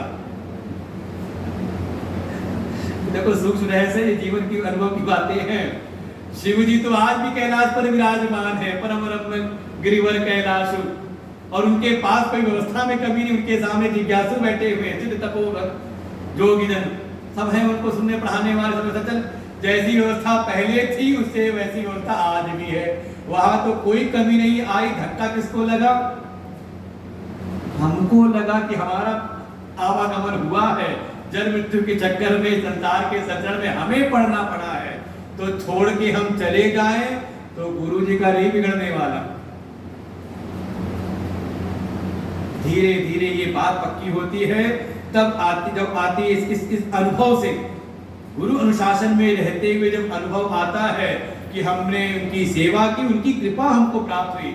हमारी सेवा कोई एहसान नहीं है, बल्कि ये उनका ही एहसान है कि उन्होंने हमारी सेवा को स्वीकार किया। बहुत गुरु कहते हैं कि अंतर हृदय की बात है सब, और करते करते तब उनके पास आती है, उनके बाद आगे शरणागति होती है। उसी बात कह रही हैं कि तब कर जैसा उस समय था वैसा आज, अब विमोह नहीं, अब वैसा मोह नहीं है। उस समय तो आपकी बात को मैं सुन करके अनसुना कर रही थी, लेकिन अब समझ में आ गया है कि अगर आपकी बात को मैंने उस समय स्वीकार कर लिया होता श्रद्धा से, तो मेरा ये पतन ना होता। इसलिए अब वैसा मोह विमोह नहीं है, और अब तो मेरे हृदय में स्वयं ही ये है अंतःकरण शुद्धि की पहचान। राम कथा पर रुचि मन मान। भागवत में श्लोक सुनेंगे ऐसा ही, धर्म सुसताम पुंसः विश्वक्सेनु कथासु यः नोत्पादे यदिरतिम श्रम एव ही केवलम। कोई अपने जीवन में धर्म के बड़े बड़े अनुष्ठान करे, कर्तव्य पालन है, पारिवारिक सामाजिक उपासना, खूब धर्म का पालन करे, बड़े बड़े धर्म के अनुष्ठान करता हो, लेकिन उन धर्म के अनुष्ठान द्वारा हृदय की शुद्धि पूर्वक अगर भगवत कथा में रुचि नहीं है, तो समझ ले वो धर्म नहीं, केवल श्रम मात्र है। श्रम एव ही केवलम। पार्वती जी कह रही देखो ये इतनी लंबी साधना की है ना, जो धर्म अनुष्ठान मैंने किया, वो योग उपासना किया, उसका परिणाम है राम कथा पर रुचि मन माही। अब मेरे मन में पहले नहीं था, पहले लेके गए थे सुनवाने के लिए, तो सुनी महेश, भगवान शिव ने सुनी, उन्होंने नहीं सुनी, बार बार समझाया नहीं लागना और उपदेश, क्योंकि रुचि नहीं थी सुनने की, जबरदस्ती सुन रहे थे। केवल होता है यहाँ तो केवल होता है कि माइक का सेटअप करने वाले जबरदस्ती सुनना पड़ता है 2 घंटे, लेकिन कई बार सुनते सुनते हमारा जो माइक वाला लगा वो देखता हूँ वो सुनता रहता है बैठ करके, और सुनने का भाव क्या है, एक्सप्रेशन आते हैं। जब कोई कोई बात बताई तो उसके चेहरे से लगता है कि हाँ देखो सुन रहा है, आके हमारा आपका सामना हो रहा है ना, उससे देखते बैठा रहता है सामने पर। धीरे धीरे सुनते सुनते धर्म के बल से, अंतर शुद्धि के बल से हृदय में इसमें रुचि उत्पन्न होती, एक तड़प होती कि आज सुना है तो कल भी सुनना है। और अभी वो स्थिति नहीं आई है तो एक दिन तो आ गए औपचारिकता में, दूसरे दिन नहीं दिखाई देते, या एक जगह सुना कहीं और हो रहा तो वहां नहीं गए। बिल्कुल तड़प होती, अगर रुचि है तो फिर हम ढूंढते कि कहाँ हो रहा है, कहाँ ये ज्ञान मिलेगा, कहाँ ये सत्संग मिलेगा, भीतर ये प्यास जगती है। वही कह रही आज रुचि हो गई है, इसलिए प्रभु कृपा करो, कहो पुनीत राम गुण गाथा, आप उन राम के पावन जो उनके चरित्र हैं उनकी कथाओं को आप सुनाइए। आप तो भुजग राजभूषण सुरनाथा, मेरा त्याग ना करिए, आप तो विषधर सांप को भी धारण करते हो। देखो ये थोड़ा कहते ना कि कई बार ऐसी बातें कही जाती हैं कि हे आपने तो उसको भी सहारा दिया, मुझको भी सहारा दे दो ना, तो ऐसे ही कह रहे कि देखो ये नाम भी ले रहे हैं तो इसीलिए भुजग राजभूषण, आपने तो सांप को, विषधर सांप को भी धारण करने वाले, उसको भी आप अपना भूषण बना लेते हैं, उसको भी आप अलंकार के रूप में ले लेते हैं, तो प्रभु आप मेरा त्याग ना करें इस भाव से। और फिर बंदों पद धरे धरनि सिरो, विनय करऊं कर जोरे, वर्णौ रघुबर विशद जसु श्रुति सिद्धांत निचोरी। देखो श्रुति सिद्धांत, इसके प्रति श्रद्धा है। श्रद्धा का तात्पर्य यही है, शास्त्रेषु गुरुवाक्येषु सत्य बुद्ध्या धारयेत, इसका नाम है श्रद्धा। कि एक तो गुरु के जिसकी शरण में है, शिव तत्व रूप में गुरु तत्व जो है, उनके वचनों पर दृढ़ विश्वास, और भीतर भावना क्या है, आप उसको वेद के सिद्धांतों का प्रतिपादन करिए। वेद के सिद्धांतों का जो निचोड़ है, आप मुझको वो बताइए। और कुछ कैसे नहीं है, तो गीता जी का जो विधि है, तद विधि प्रणिपातेन, प्रणिपात माने बंदौ पद धरि धरनि सिरु, अपने मस्तक को उनके चरणों में। तात्पर्य ये है बुद्धि का समर्पण। ये अब अपनी बुद्धि से मुझे समझ में आ गया, कुछ काम होने वाला है नहीं। जितना काम था, काम बिगड़ने वाला था, बिगाड़ के अब आ चुके हैं। अब बुद्धि आपके चरणों में समर्पित है। इसे कहते हैं प्रणिपात, बंदौ पद धरि धरनि सिरु, विनय करो कर जोर। प्रणिपातेन, प्रणाम किया, सेवा कर रखी पीछे, और फिर परिप्रश्नीन, वर्णौ रघुवर विशद जसु, उनका जो विस्तृत यश है भगवान का, उनका आप वर्णन करिए। तो केवल कथा का नहीं। अब आप हमसे कहो आखिरी दिन, महाराज जी आपने राम कथा तो सुनाई नहीं, 7 दिन हम बैठे रहे, कोई कहानी तो आपने सुनाई नहीं, कथा। अभी फिर माथा पीटेंगे, कहेंगे अच्छा अगली बार सुनाएंगे, चिंता ना करो। अगली बार क्या हमें लगता है कि शायद अभी पहुंचते पहुंचते अगले आगे प्रश्न शुरू हो जाएगा इसके बाद प्रसंग में। वास्तविक जो पकड़ने वाली चीजें है, श्रुति सिद्धांत, वो स्वामी जी बिल्कुल पक्षधर हैं, इसलिए उनकी ऐसी ख्याति है। नहीं तो कविता करने वाले कितने हो गए। लेकिन जो महिमा हुई है, जैसी महिमा हमारे संस्कृत के वाङ्मय के शास्त्रों की है, वैसी ख्याति है रामचरितमानस की। अरे उसको तो कहते हैं कि एक समय बड़ा विरोध हुआ काशी में, विद्वानों की नगरी थी वहां पर, और वहीं उन्होंने रास्ता करके पहुंचे वहां पर इसकी कथा को, रामचरितमानस को। तो बड़ा विरोध हुआ वहां पर तुलसी गोस्वामी तुलसीदास जी का, कि ये क्या तुमने गवारों की भाषा में लिख रखा है, ये कोई शास्त्र है। तब उसको प्रमाणिकता देने के लिए एक परीक्षा ली गई। सारे वेद शास्त्रों को भगवान काशी विश्वनाथ जी के मंदिर में रखा गया, और सबसे नीचे रखा गया इस रामचरितमानस को।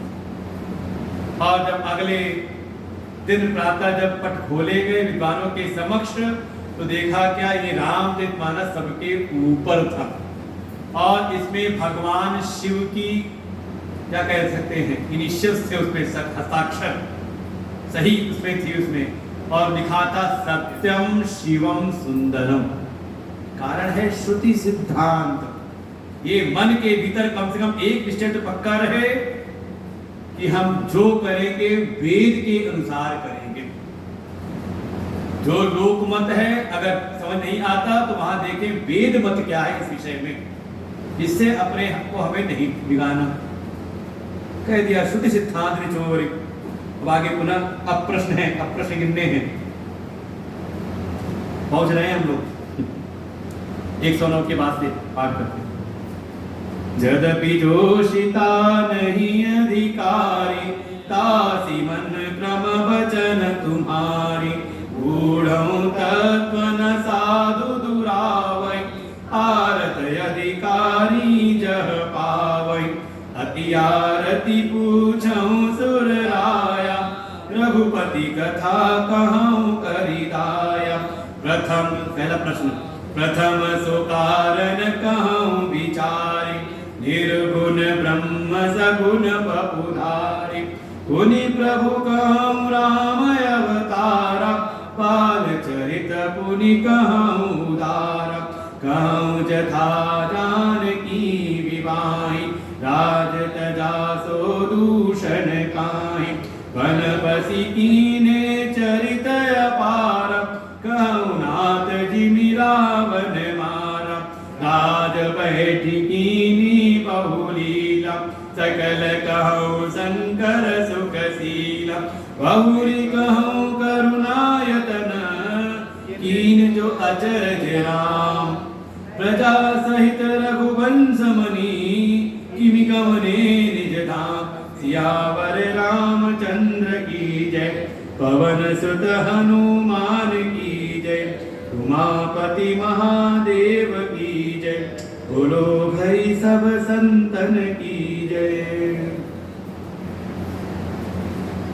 आत्मावलोकन करते हुए अपने भीतर दैन्य भाव, स्वस्मिन् दीनत्व भावना, जब तक ये दैन्य भाव नहीं आता, चाहे आप भगवान की शरणागति में हो और जब आप सद्गुरु शरणागति में, जब तक कहीं किसी प्रकार का भी आपके भीतर अभिमान है अपनी किसी विशिष्टता का, को अन्यो अस्ति सदृशो मया, मुझ जैसा इस संसार में कौन है, ये हो सकता है, संभावना है, ये कहीं ना कहीं पूर्व के संस्कार से आता है। और ये भगवान ने गीता में कहा ये आसुरी वृत्ति है। अभी पढ़ना 16वां अध्याय, दैवासुर संपद विभाग, दैवी संपत्ति और आसुरी संपत्ति, और कहा वहां पर दैवी संपत्ति विमोक्षाय, कि जो दैवी संपत्ति है वो मुक्ति में हेतु बनती है, और आसुरी कहा बंधन में। तो जब शास्त्र का अवलोकन करें तो देखें हमारे भीतर, क्योंकि 15वां अध्याय में भगवान ने जो बिल्कुल तत्व था गीता का वो वहां पर दे दिया, पुरुषोत्तम योग। उसके बाद फिर क्या सुनाना रह गया है? सुनाना ये रह गया है कि सुनने के बाद अगर भीतर अनुभूति नहीं हुई तो फिर आत्म अवलोकन करो कि भीतर कौन सी संपत्ति संभाल के रखी है आपने। दैवी संपत्ति संभाल के रखी है या पुरानी अभी हमने पकड़ के रखा है आश्रित संपत्तियों को, ये विचार करना जरूरी है। और फिर आएगा श्रद्धा, तय भाग योग आगे आएगा कि 3 प्रकार की श्रद्धा होती है। फिर पूरे जीवन को 3 तरह का बताया जाएगा, तमोगुण, रजोगुण, सत्वगुण, और हर चीज में कहा जाएगा कि जहां भी हो सत्वगुण की ओर आगे बढ़ो, सात्विकता चाहिए।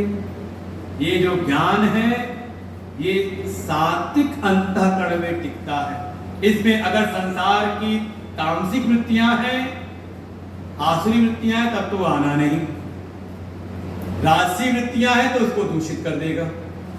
बिल्कुल सात्विक चाहिए। अब आत्मावलोकन स्वयं कहते दैन्य भाव को यहाँ पे रखा है।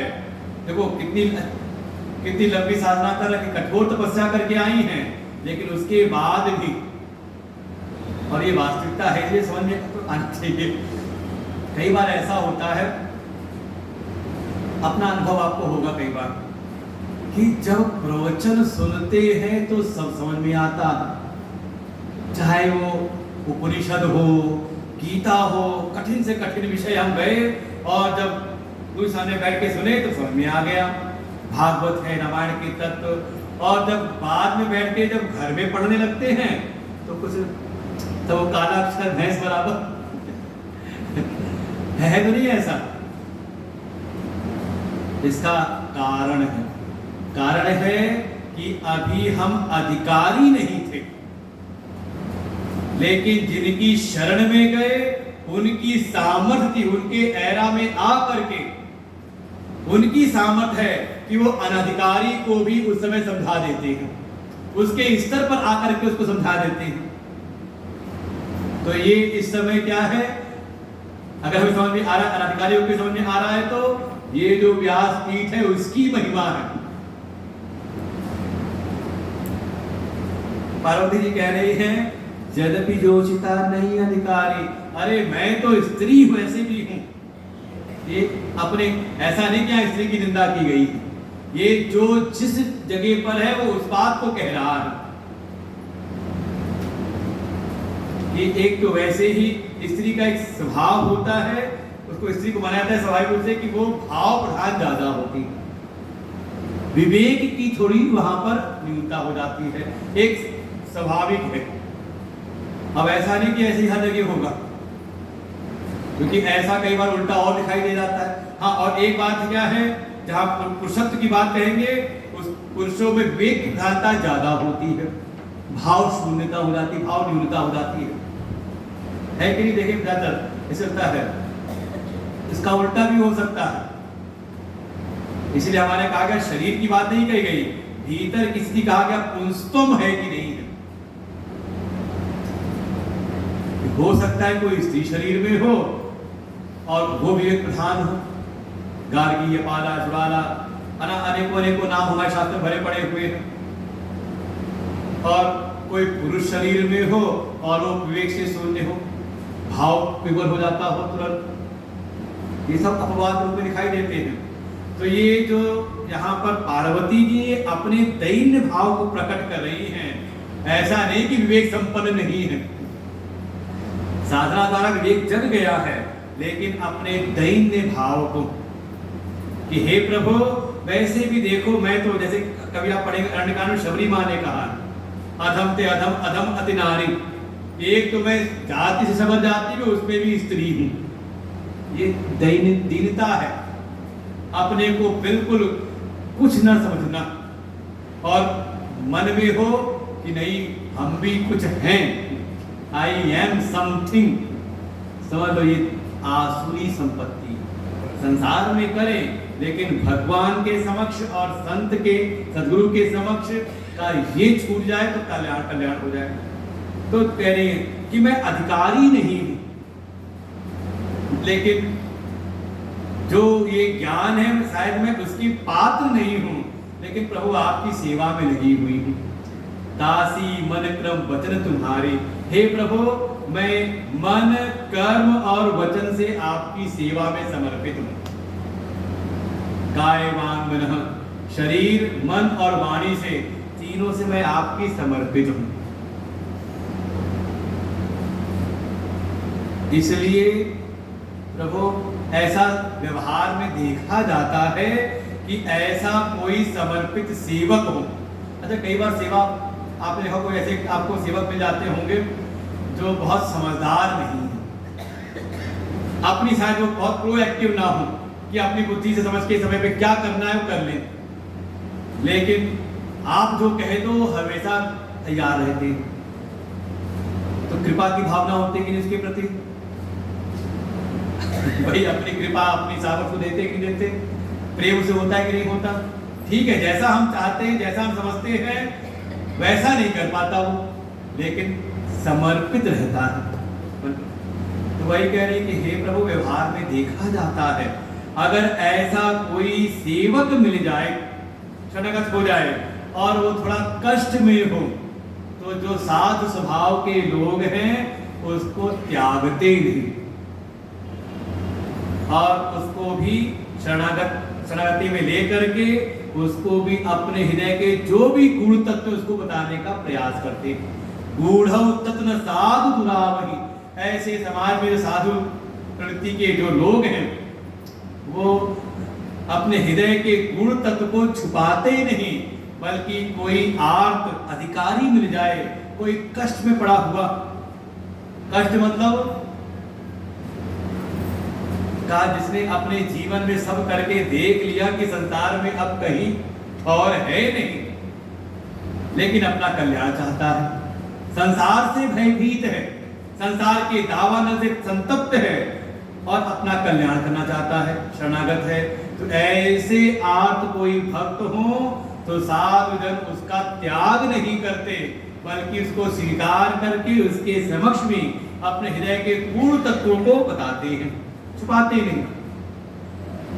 इसलिए हे प्रभु, देखो बार बार कितनी विनती करनी पड़ती है, आपको मिल रहा है तो भगवान की बड़ी कृपा है।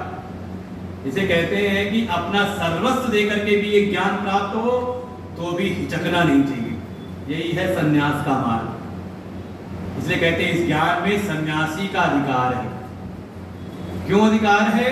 क्योंकि वो अपना सब कुछ त्याग करके समर्पित हो जाता है, तब कहते हैं कि हाँ वो उपनिषद की ब्रह्म विद्या का वो अधिकारी बनता है। तो मतलब हम लोग अभी सन्यास ले लिए तो नहीं होगा, कहा 3 ऐष्णाओं का त्याग कर दे तो वो भी सन्यासी के समान है। किसी से राग द्वेष ना करे, ना रखे, तो भी सन्यासी के समान है।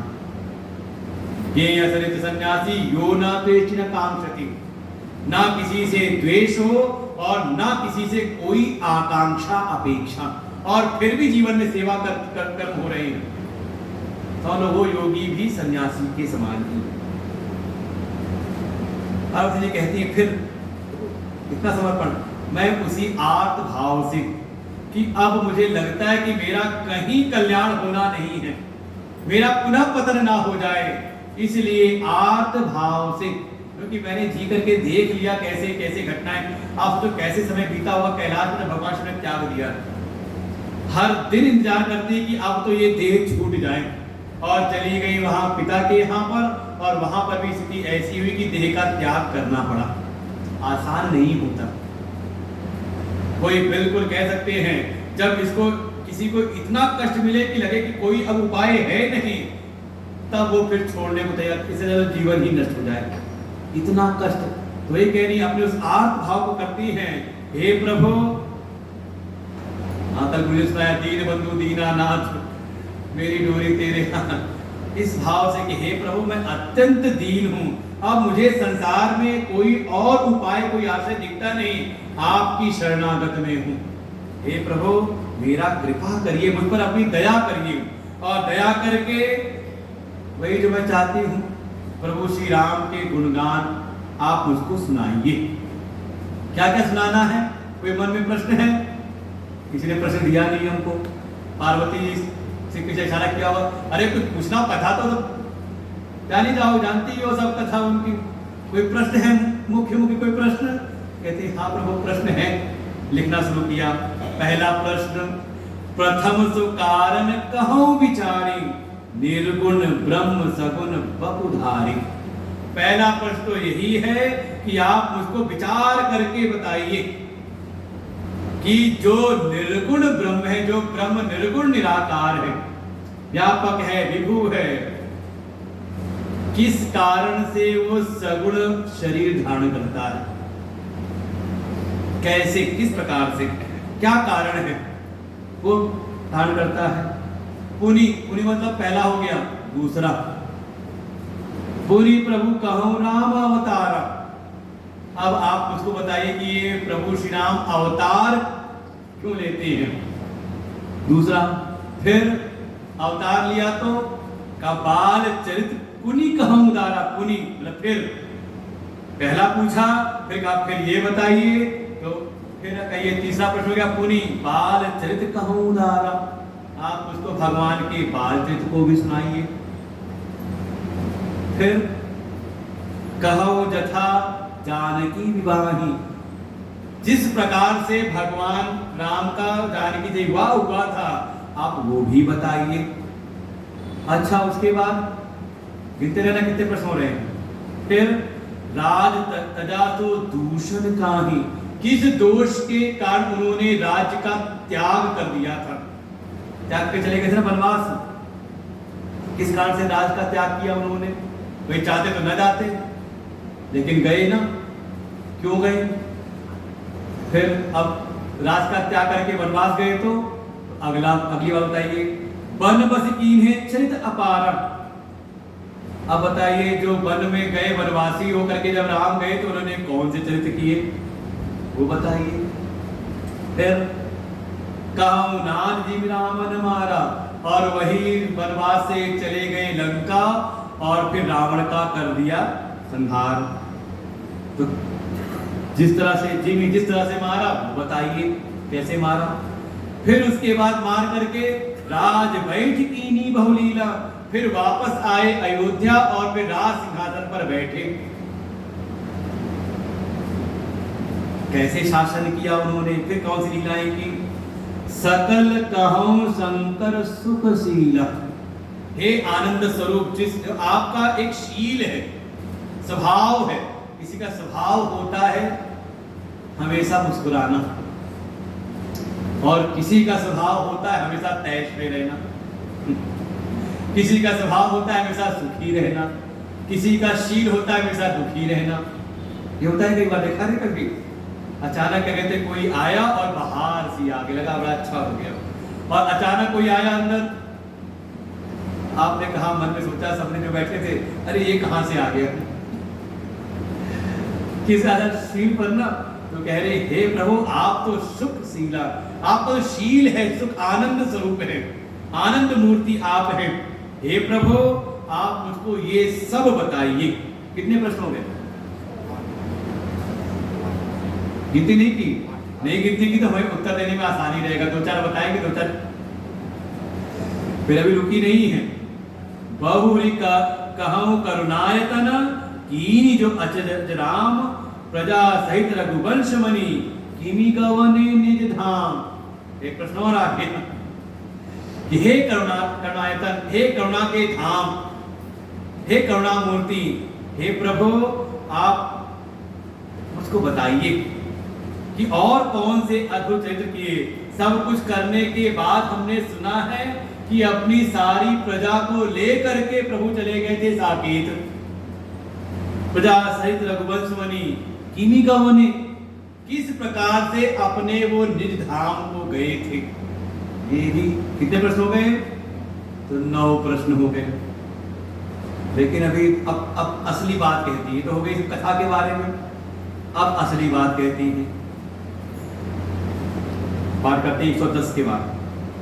मुनि प्रभु कहूं सतत बखानी, जिहि विज्ञान मगन मुनि ज्ञानी, भगति ज्ञान विज्ञान विरागा, पुनि सब बरनहु सहित विभागा, और नाम रहस्य अनेका, कहूं नाद अति विमल विवेका, जो प्रभु मैं पूछा नहीं होई, सो दयाल राखौ जनि कोई, तुम त्रिभुवन गुर वेद बखाना, आन जीव पावर का जाना, प्रश्न उमा कै सहज सुहाई, छल विहीन सुनि शिव मन भाई, हरहि राम चरित सब आय, प्रेम पुलक लोचन जल छाय, श्री रघुनाथ रूप उरयावा, परमानंद अमित सुख पावा, मगन ध्यान रस दंड जुग, मुनि मन बाहिर कीन, रघुपति चरित महेश तब, हर्षित बर नहीं लीन, सियावर रामचंद्र की जय, पवन सुत हनुमान की जय, उमापति महादेव की जय, बोलो भाई सब संतन की जय। तो 9 प्रश्न पूछे। 9 प्रश्न के बाद कहते पुनि, हे प्रभु फिर जाओ और पूछना है। पुनि प्रभु कहूं, एक बात मैं और कहना चाहती हूं, हे प्रभु जो ये सब कथा सुनाना, तो केवल कहानी, केवल कथा ही न सुनाना, सो तत्व बखान, तत्व का बखान भी, उन कथाओं के जो वास्तविक तत्व हैं उनका भी वर्णन करना। तो फिर गीता जी आ जाएंगे। भगवान कहते हैं वहां पर, जन्म कर्म च मे दिव्यम एवं यो वेति तत्वतः, त्यक्त्वा देहम पुनर्जन्म नैति मामेति सोऽर्जुनः। केवल कथा, भगवान कह रहे जन्म और कर्म, जो मेरे जन्म और कर्म हैं ये दिखते मनुष्यों के समान हैं, लौकिक दिखते हैं लेकिन हैं अलौकिक। इनकी दिव्यता को, इनकी अलौकिकता को जो तत्व से जान लेता है, परिणाम क्या होता है? त्यक्त्वा देहम पुनर्जन्म न इति। वो फिर जो तत्व से जान लेता है, उसके बाद जानने के परिणाम स्वरूप देह का त्याग करके का उसका फिर पुनर्जन्म नहीं होता। जाता कहां है? कहते मामेति, मुझको प्राप्त हो जाता है। तो जब शरीर छूटेगा तभी प्राप्त होंगे, जब देह छूटेगा तब। कहा त्यक्त्वा देहम, इसका तात्पर्य और आप विचार कर सकते हो कि ये जो अभी देह में आत्म भाव बना हुआ है कि मैं शरीर हूं, भगवान के इस चरित्र को, उनके जन्म, उनके कर्म, इन सब के तत्व को जान करके, रहस्य को जान करके, वो उसको अपना ज्ञान भी हो जाता है कि जो तत्व प्रभु का है वही तत्व मैं हूं। हम जिन विग्रह की, जिन भगवान के विग्रह की उपासना कर रहे हैं, इस विग्रह का जो चेतन है वही चेतन मेरा भी है, युद्ध नहीं, और वही चेतन मैं हूं। ऐसा बोध होते ही ये जो देह में अभिमान था, जो देह में हम बैठे थे, उस देहाभिमान का त्याग हुआ। त्यक्त्वा देहम, कि मैं देह नहीं हूं।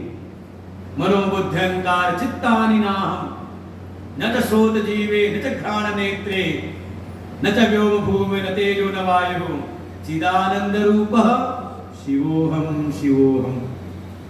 ये है इस देह का त्याग, मतलब देहाभिमान का त्याग करके वो उसी स्वरूप में स्थित हो जाता है। तो फिर जन्म किसका होगा? जन्म किसका? कहा जो मरेगा वो जन्मेगा, जो जन्मेगा सो मरेगा। जात से ध्रुव मृत्यु, जो जन्म लेगा सो मरेगा, और साथ ही जो मरेगा सो जन्मेगा। यहाँ को ना कोई मरा ना कोई जन्मेगा, वो अपने स्वरूप में स्थित हो गया।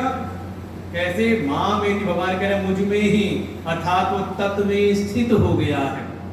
इस देह में देहाभिमान का त्याग करते हुए वो उस तत्व में स्थित हो जाता है। लेकिन कब? जब कथाओं को तत्व से जानता है, उनके रहस्य को जानता है, तब। तो वही प्रार्थना कर रही है मां भगवती भी, क्योंकि उनको भी लगता है, देखो उनका संयोग वियोग है नहीं, लीलाओं में दिखाई दे रहा है, लेकिन हुआ ना, और वियोग जनित दुख भी पाया उन्होंने भगवान के वियोग का।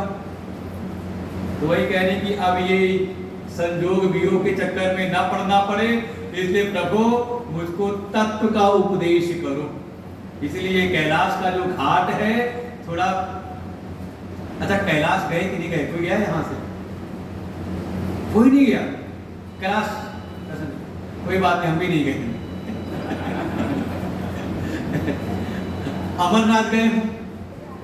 कोई अमरनाथ गया हो? हाँ भैया गए, लोग पीछे बता रहे हैं। केदारनाथ मान भैया भी गई है। केदारनाथ तो गए होंगे बहुत सारे लोग। आसान चढ़ाई है कि दुर्गम है? कठिन है ना। तो समझ लो ये जो कैलाश की चढ़ाई चढ़ती है ना, कैलाश पहुंच रहे हैं वहां पर, ये कैलाश के घाट पर, तो इस घाट का पानी पीना थोड़ा कठिन है। थोड़ा दिमाग को, आज बाबूजी आए नहीं, वो 2 दिन आए तो उन्होंने कहा, कल आए तो कल कह रहे कि कल वाला तो बड़ा आप ऊपर था, लेकिन आज आपने बड़ा अच्छा करके सुनाया। तो हमने कहा भी आप आगे आएंगे तो और फिर आना पड़ेगा कैलाश। भाई कैलाश पे जाना है तो थोड़ा कैलाश की यात्रा दुर्गम है।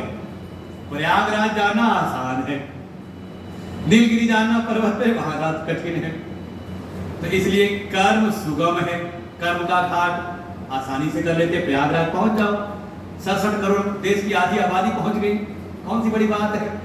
लेकिन नीलगिरी जाना हो ना पड़ेगा, पता करना पड़ेगा, भक्ति उससे कठिन है। और ज्ञान तो कहते हैं ज्ञान के मार्ग जैसे कृपाण पे चलने जैसे है, बिल्कुल सावधानी हटी दुर्घटना घटी। कह रहे तत्व बखानी, तत्व का बखान करिए, तत्व से कथा को सुनाइए। जही विज्ञान मगन मुनि ज्ञानी। कौन सा तत्व? का जिस तत्व में मग्न रहते हैं। कौन? ये जो ज्ञानी मुनि है। यस्य ब्रह्मणि रमते चित्तम नंदति नंदति नंदत्येव भज गोविंदम भज गोविंदम गोविंदम भज मूढ़मते। जो ज्ञानी है उनकी पहचान बाहर से नहीं होती कि वो बड़े ऐश्वर्य में है या बिल्कुल बिना ऐश्वर्य के कहीं एकांत पड़े हुए हैं, बहुत भीड़ में है या बिल्कुल अकेले रह रहे हैं। ये बाहर से नहीं, भीतर से पहचान है कि उनका चित्त कहां पर स्थित है।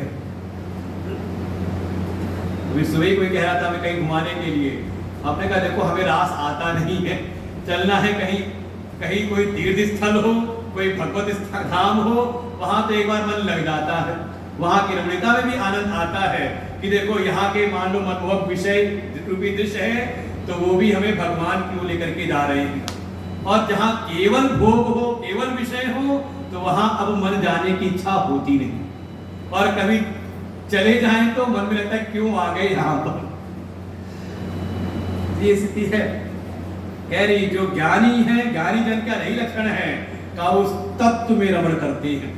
ऊपर से उनके हाव भाव विचार जो भी हैं, कभी समझना हो तो अर्जुन ने पूछा इसी बात को, ज्ञानी के लक्षण दूसरे अध्याय के अंतिम के 18 श्लोक हैं, वो पूछा है जो ज्ञानी होते हैं उनकी रहनी कैसी होती है, वो कैसे चलता है, वो कैसे बैठता है, कैसे बोलता है, सब जगह आएगा। वो कुछ भी कर रहा हो लेकिन करते हुए तस्य प्रज्ञा प्रतिष्ठिता, वो चाहे इंद्रियों जो व्यवहार कर रहा हो उसकी जो प्रज्ञा है वो उस तत्व में स्थित रहती है, उससे डावाडोल नहीं होती। चाहे परिस्थिति अनुकूल आई उसमें भी कार्य किया, प्रतिकूल हुई उसमें भी कार्य किया, सब कुछ करते हुए उसकी जो बुद्धि है वो तत्व से किंचित भी च्युत नहीं होती, हिलती नहीं, डावाडोल नहीं। हम तो अभी ज्ञानी हो जाते हैं और अगले क्षण अभिमानी हो जाते हैं, होता रहता है, लेकिन उनके भीतर बिल्कुल नहीं होता। इसलिए कह रही हैं पुनि, देखो सब फिर आया नीचे आया पुनि, फिर सब आप बताओ कैसे भगति ज्ञान विज्ञान विरागा, इन कथाओं से कैसे हृदय की भक्ति बढ़े प्रभु चरणों में, कैसे ज्ञान हो और केवल बौद्धिक ज्ञान नहीं उसका अनुभव विज्ञान कैसे हो, कैसे संसार के विषयों से विरक्ति हो। उन्हीं सब वर्णों से विभागा, ये सब आप विभाग पूर्वक आप सबका वर्णन करिएगा। इसलिए अब ये है तो अब हमसे अपेक्षा मत करना कि हम राम कथा सुनाएंगे आपको, पूरी पूरी कौन सी कथा हुई थी वो सुनते सुनते अब कल भी उन्होंने कह दिया कि कोई जल्दी नहीं, कि हो सकता है बाल कान भी पूरा ना हो, कोई बात नहीं, लेकिन जितना करें घोट करके अंदर जाए तो अच्छा है, पक्के पक्के तौर पर, और आनंद भी आता है। देखो कोई बोझ लग रहा कहीं सुन रहे तो एक आनंद है ना, क्यों? क्योंकि अपनी आत्मकथा है, इसलिए भगवत कथा वास्तव में भगवान कथा नहीं, भगवान तो अपना स्वरूप ही है, आत्मस्वरूप ही है, आत्मरूप है, इसलिए। और राम रहस्य अनेका, देखो ये है प्यास, यहाँ पे संतुष्टि नहीं होती।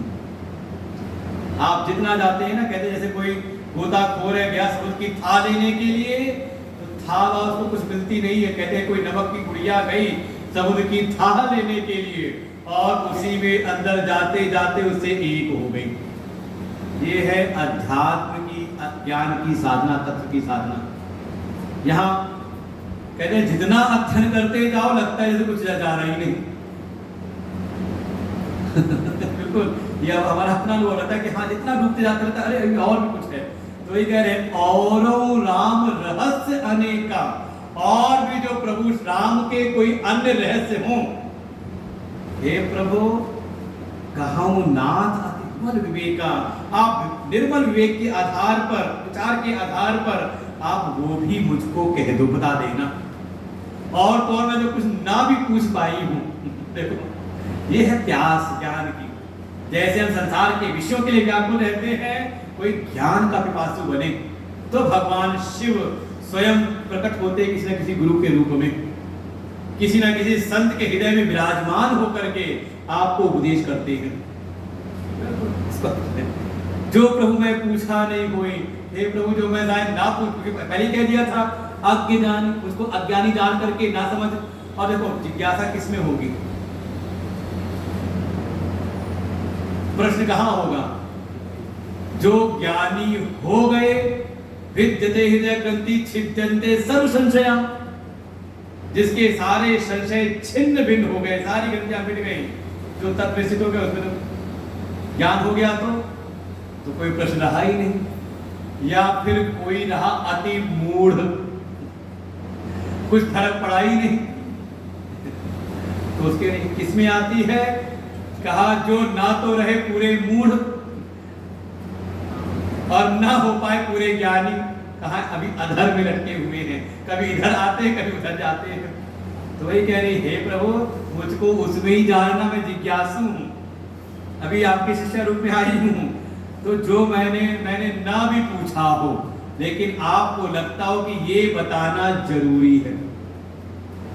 जैसे मन में होता है ना, कई बार सुना के जाते हैं और लगता है कि इस पंक्ति में एक बात और भी हो सकती है, तो आते हैं अगले दिन तो उसकी कुछ और नई बात बता देते हैं।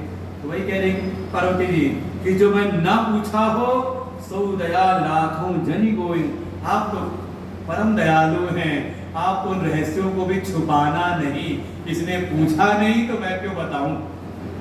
ऐसा ना हो जाए, आपको छुपाइएगा नहीं, वो भी आप मुझको बताइएगा। तुम त्रिभुवन गुरु वेद बखाना, अरे आप तो तीनों लोकों के गुरु हैं।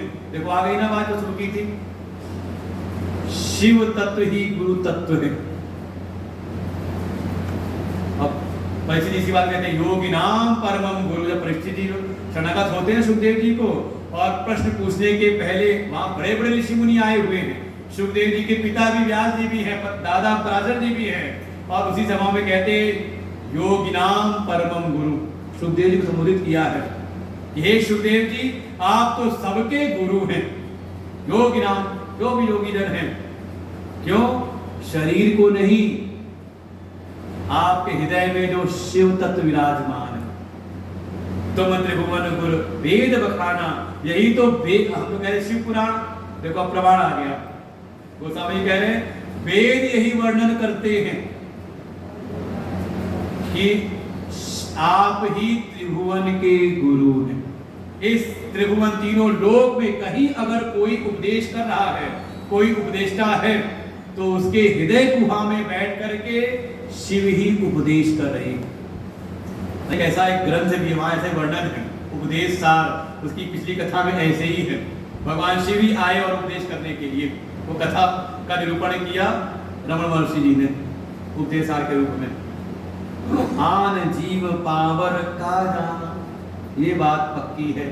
वेद तो इस बात को बिल्कुल स्पष्ट रूप से स्थापित करते हैं, लेकिन अभी जो पामर जीव है, तो एक कैटेगरी बताई जाती है जीव की, पामर, विषयी, साधक और सिद्ध। हमारे तिवारी जी ने छपाई पढ़ दी पीछे से, पामर, विषयी, शुद्ध, सिद्ध, सुजाना, ये चार बताई कैटेगरी। एक है सिद्ध, जो उस तत्व में स्थित हो गए हैं, उसके नीचे का सुजान, जो साधक हैं, जो साधना में लगे हुए हैं, फिर उसके नीचे कहा विषयी, अभी थोड़ा जिनकी विषय लोलुपता है, सांसारिक विषयों में उनकी रुचि लगी हुई है, अच्छा जीवन, नैतिक जीवन जीते हैं, ईमानदारी पूर्वक, कई बार कह सकते हो अरे बड़े ईमानदारी से जीवन खाते, किसी का कुछ अहित नहीं करते, पैंट शर्ट में कौन है का संत है। वो तात्पर्य है कहीं ना कहीं विषयी, बड़ी ईमानदारी से अपने परिवार का अपना पालन पोषण कर रहे हैं, लेकिन कोई आध्यात्मिक प्रगति उनकी, कोई ऐसी आध्यात्मिक साधना में लगे नहीं है, तो उनको रखते हैं विषयी में, किसी का अहित नहीं कर रहे, लेकिन लगता है कि हाँ जो हमारे घर की आवश्यकताएं हैं, हमारे जीवन की आवश्यकताएं हैं, उसको हमें पूरी नैतिकता ईमानदारी से पूरा करना है, तो विषय रहते हैं। और उसके नीचे, सबसे नीचे आते पामर, कि किसी का सत्यानाश करके भी अपना भला करना हो तो उनको कोई परहेज नहीं होता। ऐसे अति विषयी हैं कि दूसरे का हानि करके अपना लाभ करने में लगे रहते हैं। तो कह रहे हैं जो ऐसे विषय लोलुप हैं, जिनकी ऐसी आसक्ति संसार के विषयों में, ऐसे जो पामर जीव हैं, वो इस रहस्य को नहीं जान पाते। इस संसार में जो उपदेष्टा गुरु हैं, वो साक्षात आपका ही स्वरूप है, ये सबको अनुभव नहीं होता। जो थोड़ा साधन परायण होते हैं, जिन पर भगवान की कृपा होती, उनके भीतर तब वो स्तुति करता है गुरु ब्रह्मा गुरु विष्णु ईश्वरो गुरुरात्मेति मूर्ति भेद विभागिना, ऐसे उनको स्तुति करता है। ऐसे ऐसे उन्होंने अपनी सारी बातें कही। बता रहे याज्ञवल्क्य जी किसको? भरद्वाज जी को। प्रश्न उमा के सहज सुहाई, जो ये पार्वती मैया के जो प्रश्न हैं, अरे सुन करके उनको बड़े अच्छे लगे भगवान शिव को, बिल्कुल छल रहे। एक सहज प्रश्न थे। देखो यही है, अंतःकरण शुद्धि से उत्पन्न जो प्रश्न होते हैं वो छल रहित जिज्ञासा रूप होते हैं, और संशय से युक्त है तो वहां पूछने में भी परीक्षा की भावना रहती है। देखिए क्या उत्तर देते हैं। कह रहे हैं प्रश्न उमा के सहज सुहाय, बिल्कुल छल रहे, छल कपट से रहे, बिल्कुल जो उनकी अंतःकरण शुद्धि साधना के परिणाम से जो प्रश्न उत्पन्न हुए, छल विहीन सुने शिव मन भाई।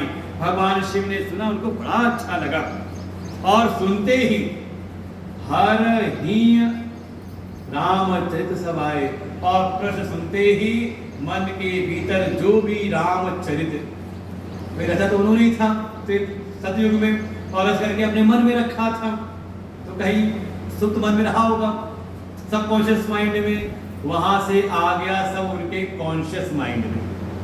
देखो होता है, ये बहुत सारा ज्ञान आपके भीतर है, लेकिन हर समय सब ऊपर नहीं रहता, कहाँ रहता है? सुप्त मन में, सब कॉन्शियस माइंड में।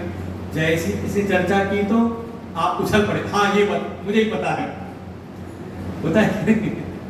ऐसे ही उनके भीतर थे, लेकिन जैसे ही प्रश्न पूछा तो जैसे उनकी कह सकते हैं रैम मेमोरी में वो सब के सब आ गए। कौन से राम जी सब आए, और जैसे ही वो सारे चित्र आए मन में, प्रेम पुलक लोचन जल छाए, हृदय में प्रेम छलक पड़ा, सारे रोम रोम रोमांचित हो गए आंखों में। और ये बिल्कुल जब भाव का अतिरेक होता है भक्ति में, प्रेम में, तो ये सारे लक्षण प्रकट होते हैं।